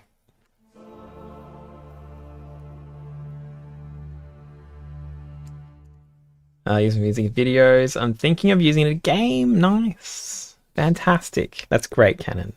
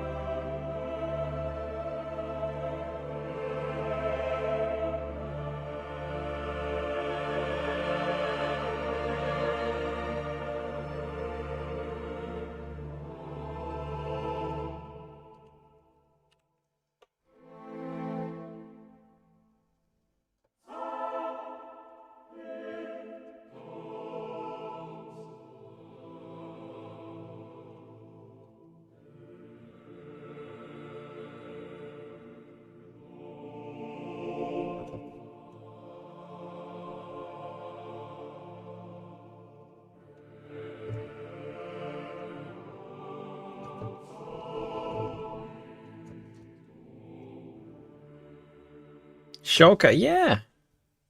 I'm giving it a go because a lot of my audience is actually on YouTube. Um, not everyone really knows that I stream on Twitch, so giving it a go. Give it a crack. Your favorite music is Terminus and Escape Velocity. Yes, good choices. I Walk with Ghosts is also very good. I agree. I think it's amazing. No, it is actually I Walk with Ghosts is probably one of my faves. Even though I don't like choosing, maybe it is one of my favorites. Yeah.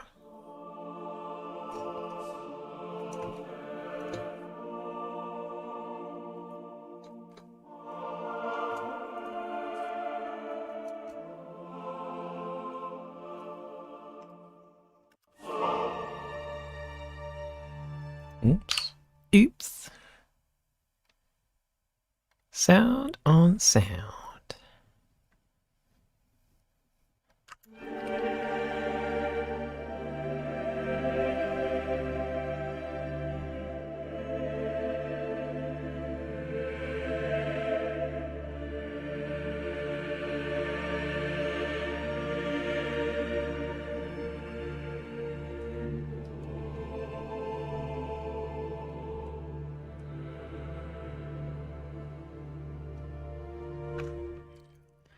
Might just cut those strings. Also remove the pedal because I was mainly that it will stick, and it's what we don't want. All right.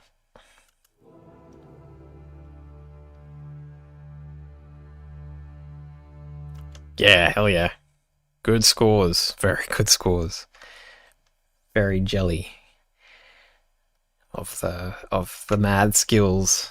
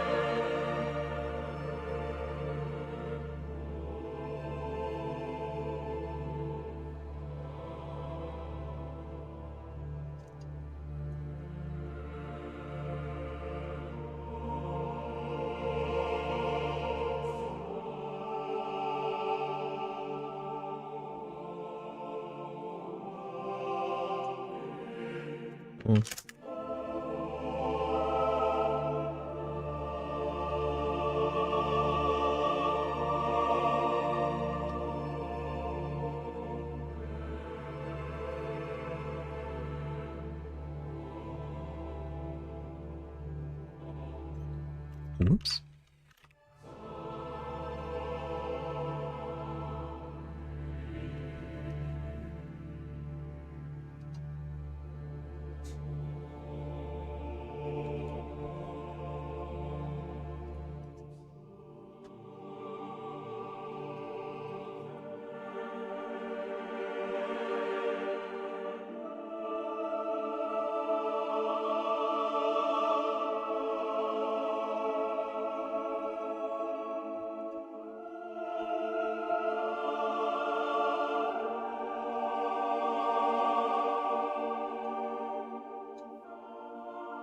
What am I doing?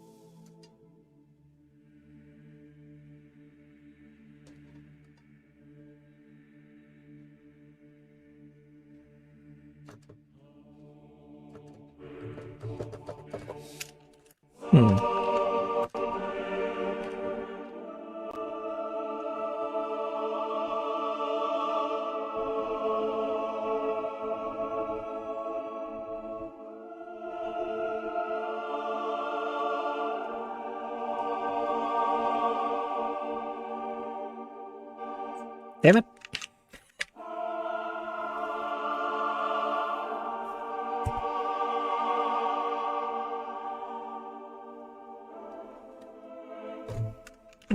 What's going on?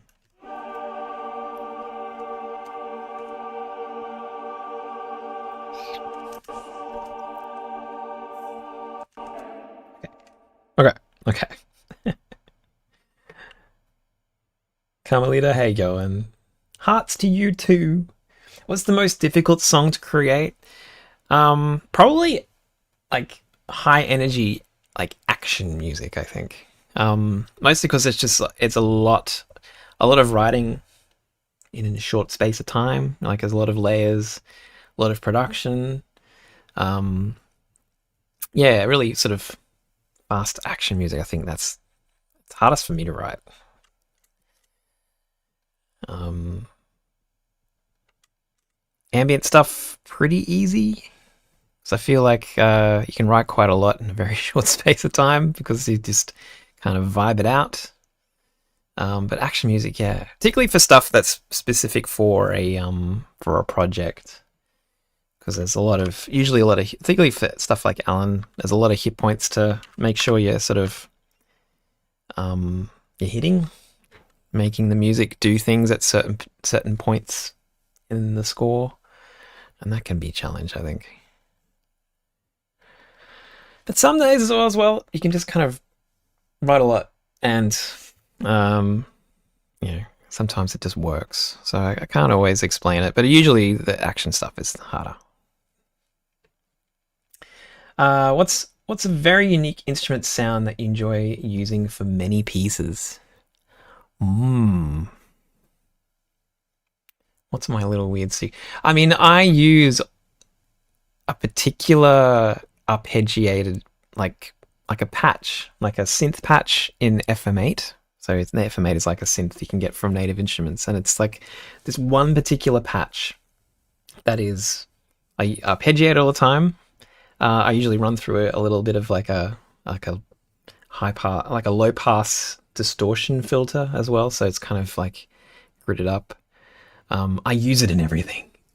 Like it's like one of these things where I just kind of throw it on everything in every track. I probably won't put it in this one, but it gets used a lot. Folks who know my music know that I use it a lot. So, um, yes, it's one of those things.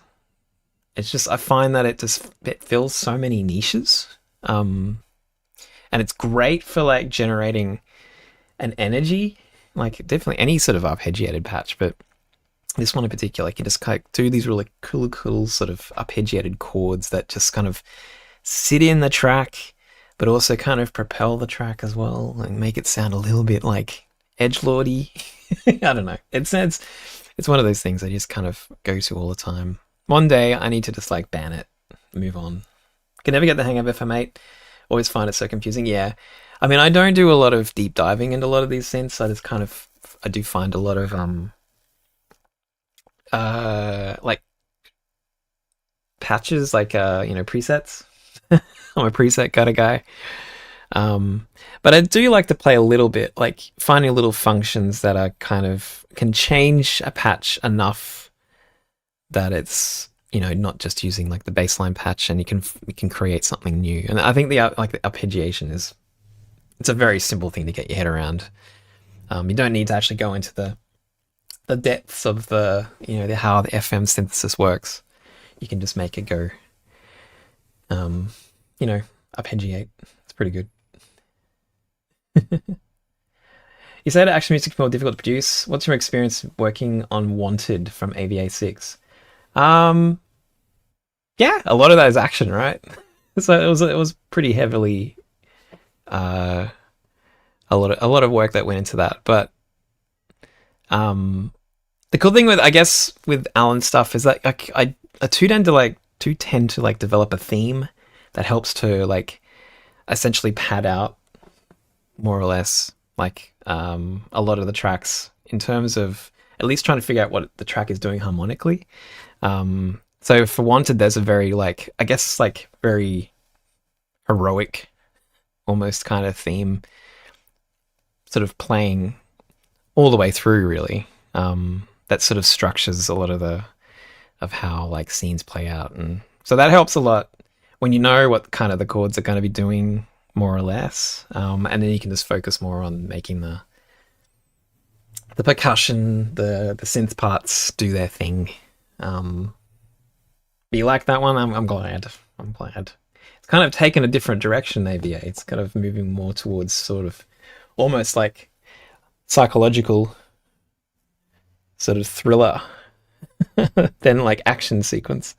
Even though the latest one did have a pretty epic sequence, and Hacker did too. I mean, at the Animatorverse victim sequence was really fun to write too.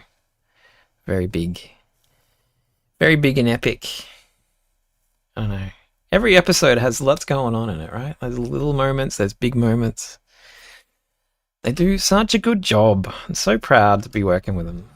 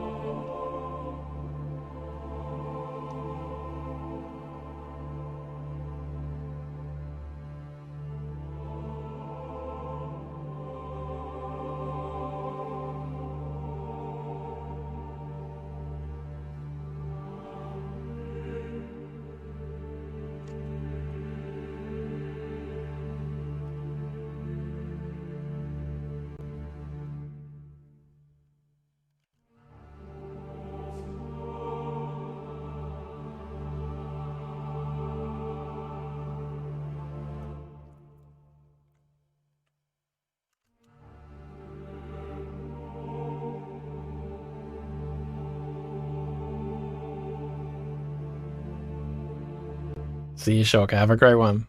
Thank you. I'm probably going to head out soon too, guys. I think I need to. I've got a bit of a headache forming. Maybe I'm hungry. Maybe I need to go eat food.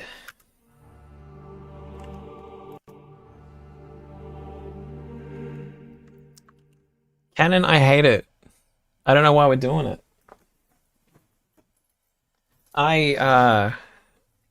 When I hear, sorry, I'm out of water. I'm out of water. When I hear the executives of like Suno talk about the motivations for why they're doing like generating these platforms, it makes me so angry. It makes me so angry. Like the executive of Suno he thinks that music is like it's a drag now. Like you can't enjoy doing music anymore. And he wants music to be as engaging as playing Fortnite. That's the motivation for Suno. And I don't know why are we doing that? I hate it. I hate this sort of trend towards. I'm not against AI. AI has many uses in a lot of different fields. I worked in science for many years. AI is so useful in that field to work in things like protein folding, like understanding how the three-dimensional shape of proteins affects its function. Like these things are really important. Like medical use of AI to like detect cancer. Like these are really good uses of AI. Generating country songs, whatever song you want, like generating, just random pieces of music. What are we doing? So no, I'm not a big fan. I can't say. Not a fan of AI generated art in general. I don't know why we're doing it. And I'm so glad that there's also a lot of backlash, from audiences who don't want this. They don't want this. And I'm hoping that the tide will recede and some sort of sense of normality will return to people. I'm hoping. More slop for the slop machine, yes. Suno isn't even AI, it's just kit bashing automation. Really? I don't know what I even know. I assume it's using some sort of machine learning, so it's got to have something in there, I think. See you, Shulker. Definitely upsets you because AI is to be used for tasks that humans can't possibly be doing. Yeah. Because humans' creativity is what they're known for, yeah. I don't know why we're replacing creativity. Like this is exactly why we exist. To create art is to be human. Why are we outsourcing that? Why are we doing what we're doing, everybody? Yeah, it makes me pretty annoyed. Use AI to organize ideas when you write stories, but it's terrible at creating plot sequences. Yeah, there's definitely uses for it. Like I'm not saying like throw it out, but like to replace musicians. Like I mean, I feel a bit funny the way I work, you know, because I'm writing orchestral music, you know, that normally would be performed by real players. And I could be going out and recording my music with real players, but it also costs a lot of money. I don't have the budget for that. But I do feel a bit funny about my own work because I'm essentially using sample libraries to replace them. You know, I'm faking it. And so in some ways, like I'm sort of like, you know, the pot calling the kettle black in a little bit of way, but it's not AI. You know, it's not like I'm just letting it create the music for me, but it is like it's a little bit like step by step. Is it the same thing? I don't think it is. I don't think that tools like sample libraries and tools like Suno are comparable. They're not the same kind of thing. Yeah. I think Adam Neely's been doing a lot of discussion about this recently, and I think he makes a lot of sense about it. I think a lot of people kind of also beat him up about it for some reason, but I think he's got some really good points. And so if you go check out Adam Neely on YouTube, some of his sort of recent videos, and I think he's done some interviews as well, some like podcasts. I think he's got his head really put on in the right way about this, and I reflect a lot of his views, I think. Executives only need MVPs, minimum viable product, and eliminating human jobs means they get higher profit margins. I hate that. What are we doing? Like, this is the world that we have created for ourselves. Like, none of this is real. Like all the economy that we've created, none of it is real.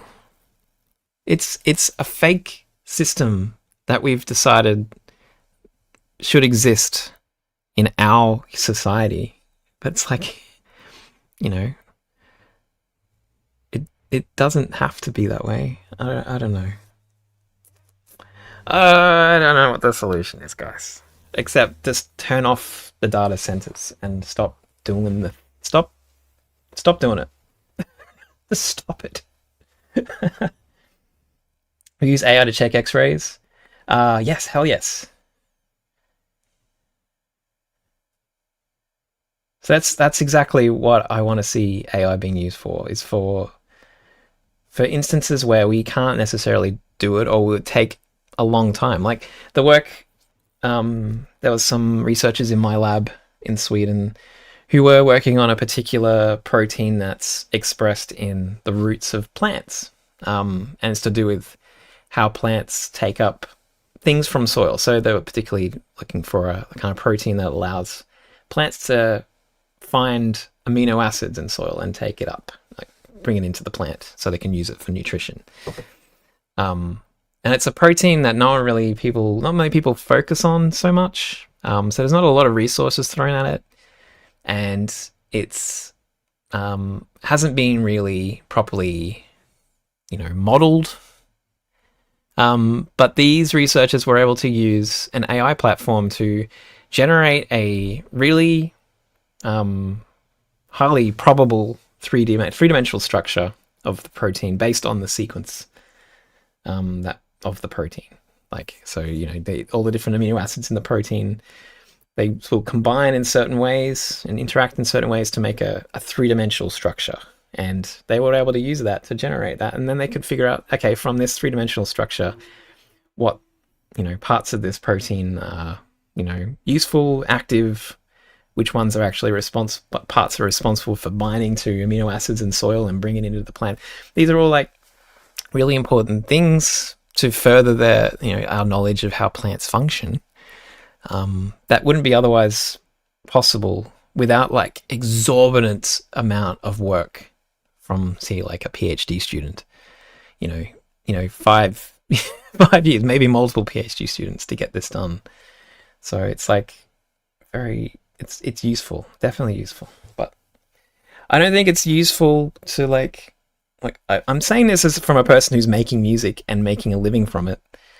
I don't want to lose my job to AI. I want to hope that people I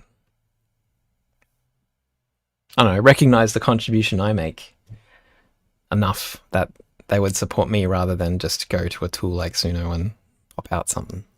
I don't know. I want to hope that, but who knows? Who knows what people want to do anymore? Exactly, Minimouse, yeah.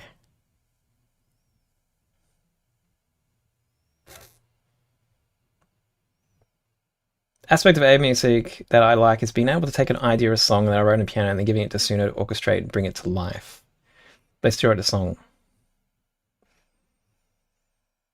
There's also because I don't have the skills of what you're doing. Yeah, I mean, I get that to a certain extent, but I feel like it's it's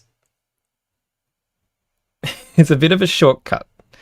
I might be taking a hot take here, Alexander, but I feel like there is so much joy and fun in figuring out how to make that happen, rather than just allowing Suno to fix it for you, to finish it for you. Like, figuring out how to do that yourself. But I get that people don't want to do that. But what I'm really afraid of is that becomes the norm. Like someone just creates a little melody, puts it into Suno, and then and the Suno does all the arranging, orchestration, production, adds a vocal line, and then that becomes exactly like, that's it. That is how music is produced now. And I feel like it's a dangerous sort of precedent to sort of fall down. Yeah.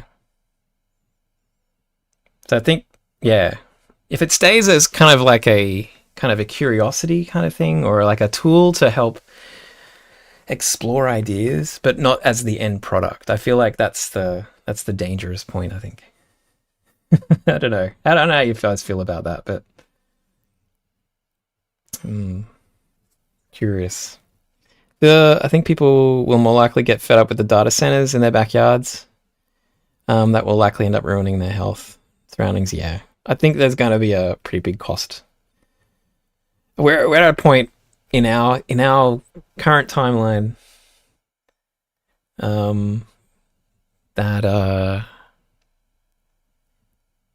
we can't really be compromising too much on how much energy we're using and how much we ruin this planet.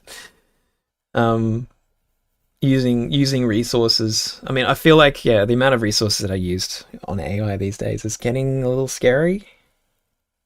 I don't think it's gonna last. It's okay. We'll get there, guys. We'll figure it out. We'll get through this.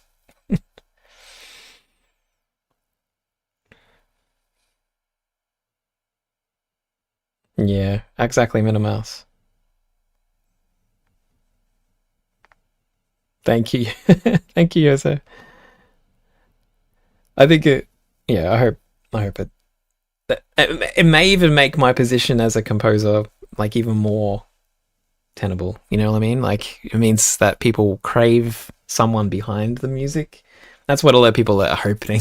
I think when you go to like sort of music industry events, like it's this sort of you must double down on the you know the human act, like the human act of creating, like that's the thing that people are craving, rather than like the actual end product. They want to know that there's a person behind it.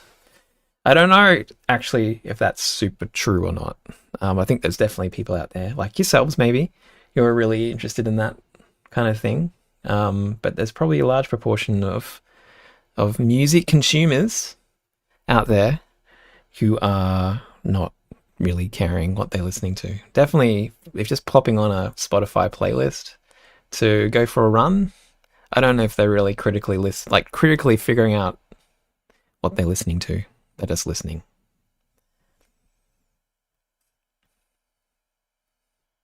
That's awesome, Alexander. Thank you.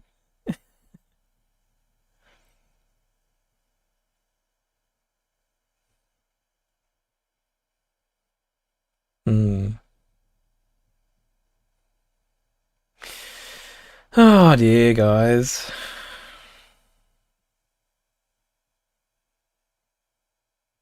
But I mean, there are examples, Canon, that where the music fools everybody.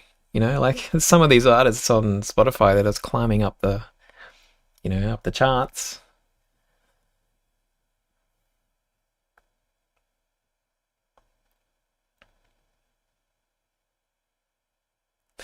Cool. Evokes Icelandic Valkyrie Iridinsdottir. That's a great name.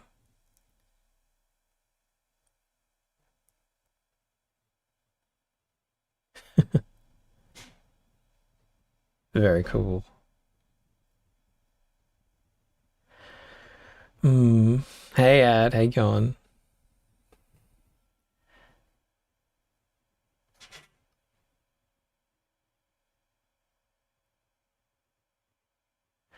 Well, guys, I think I might have to call it there. I actually got a big headache forming. I think I need to eat food. I need to go find some food. No worries, Huza.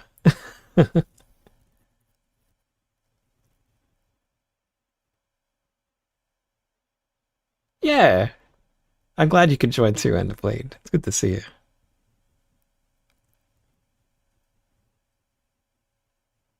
You made a good point there, Enderblade. I was reading about the silk. You're absolutely right. You're absolutely right. People do end up craving the real thing, so.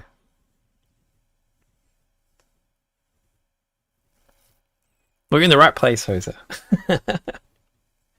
We love it here too. Well, we did make some progress. I think we actually started something that's not half bad. So, I will continue this week and see where it lands. It's very just sort of ambient, but that's okay. I'm fine with that. Thank you for hanging out with me today. It's been a bit of a mess today. But I don't know. This is life now. This is making music. It's always a bit of a mess. It's always a bit of a mess.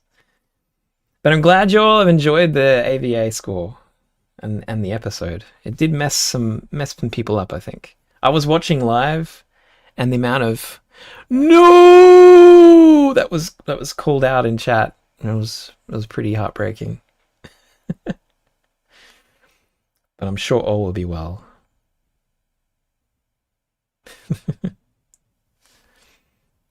Had the curse of causing streamers to end the instant you join streams. I'm sorry, Ad. I'm so sorry. We were talking about AI, which is like, fantastic topic. Always everyone's favorite topic.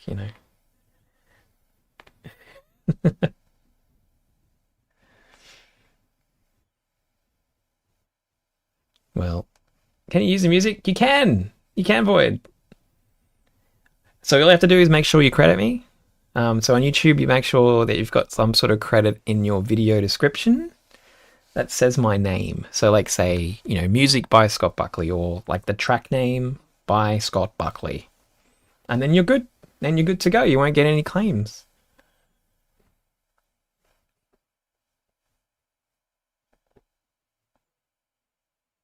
Mira Audrey. Cool. I have to go check her out.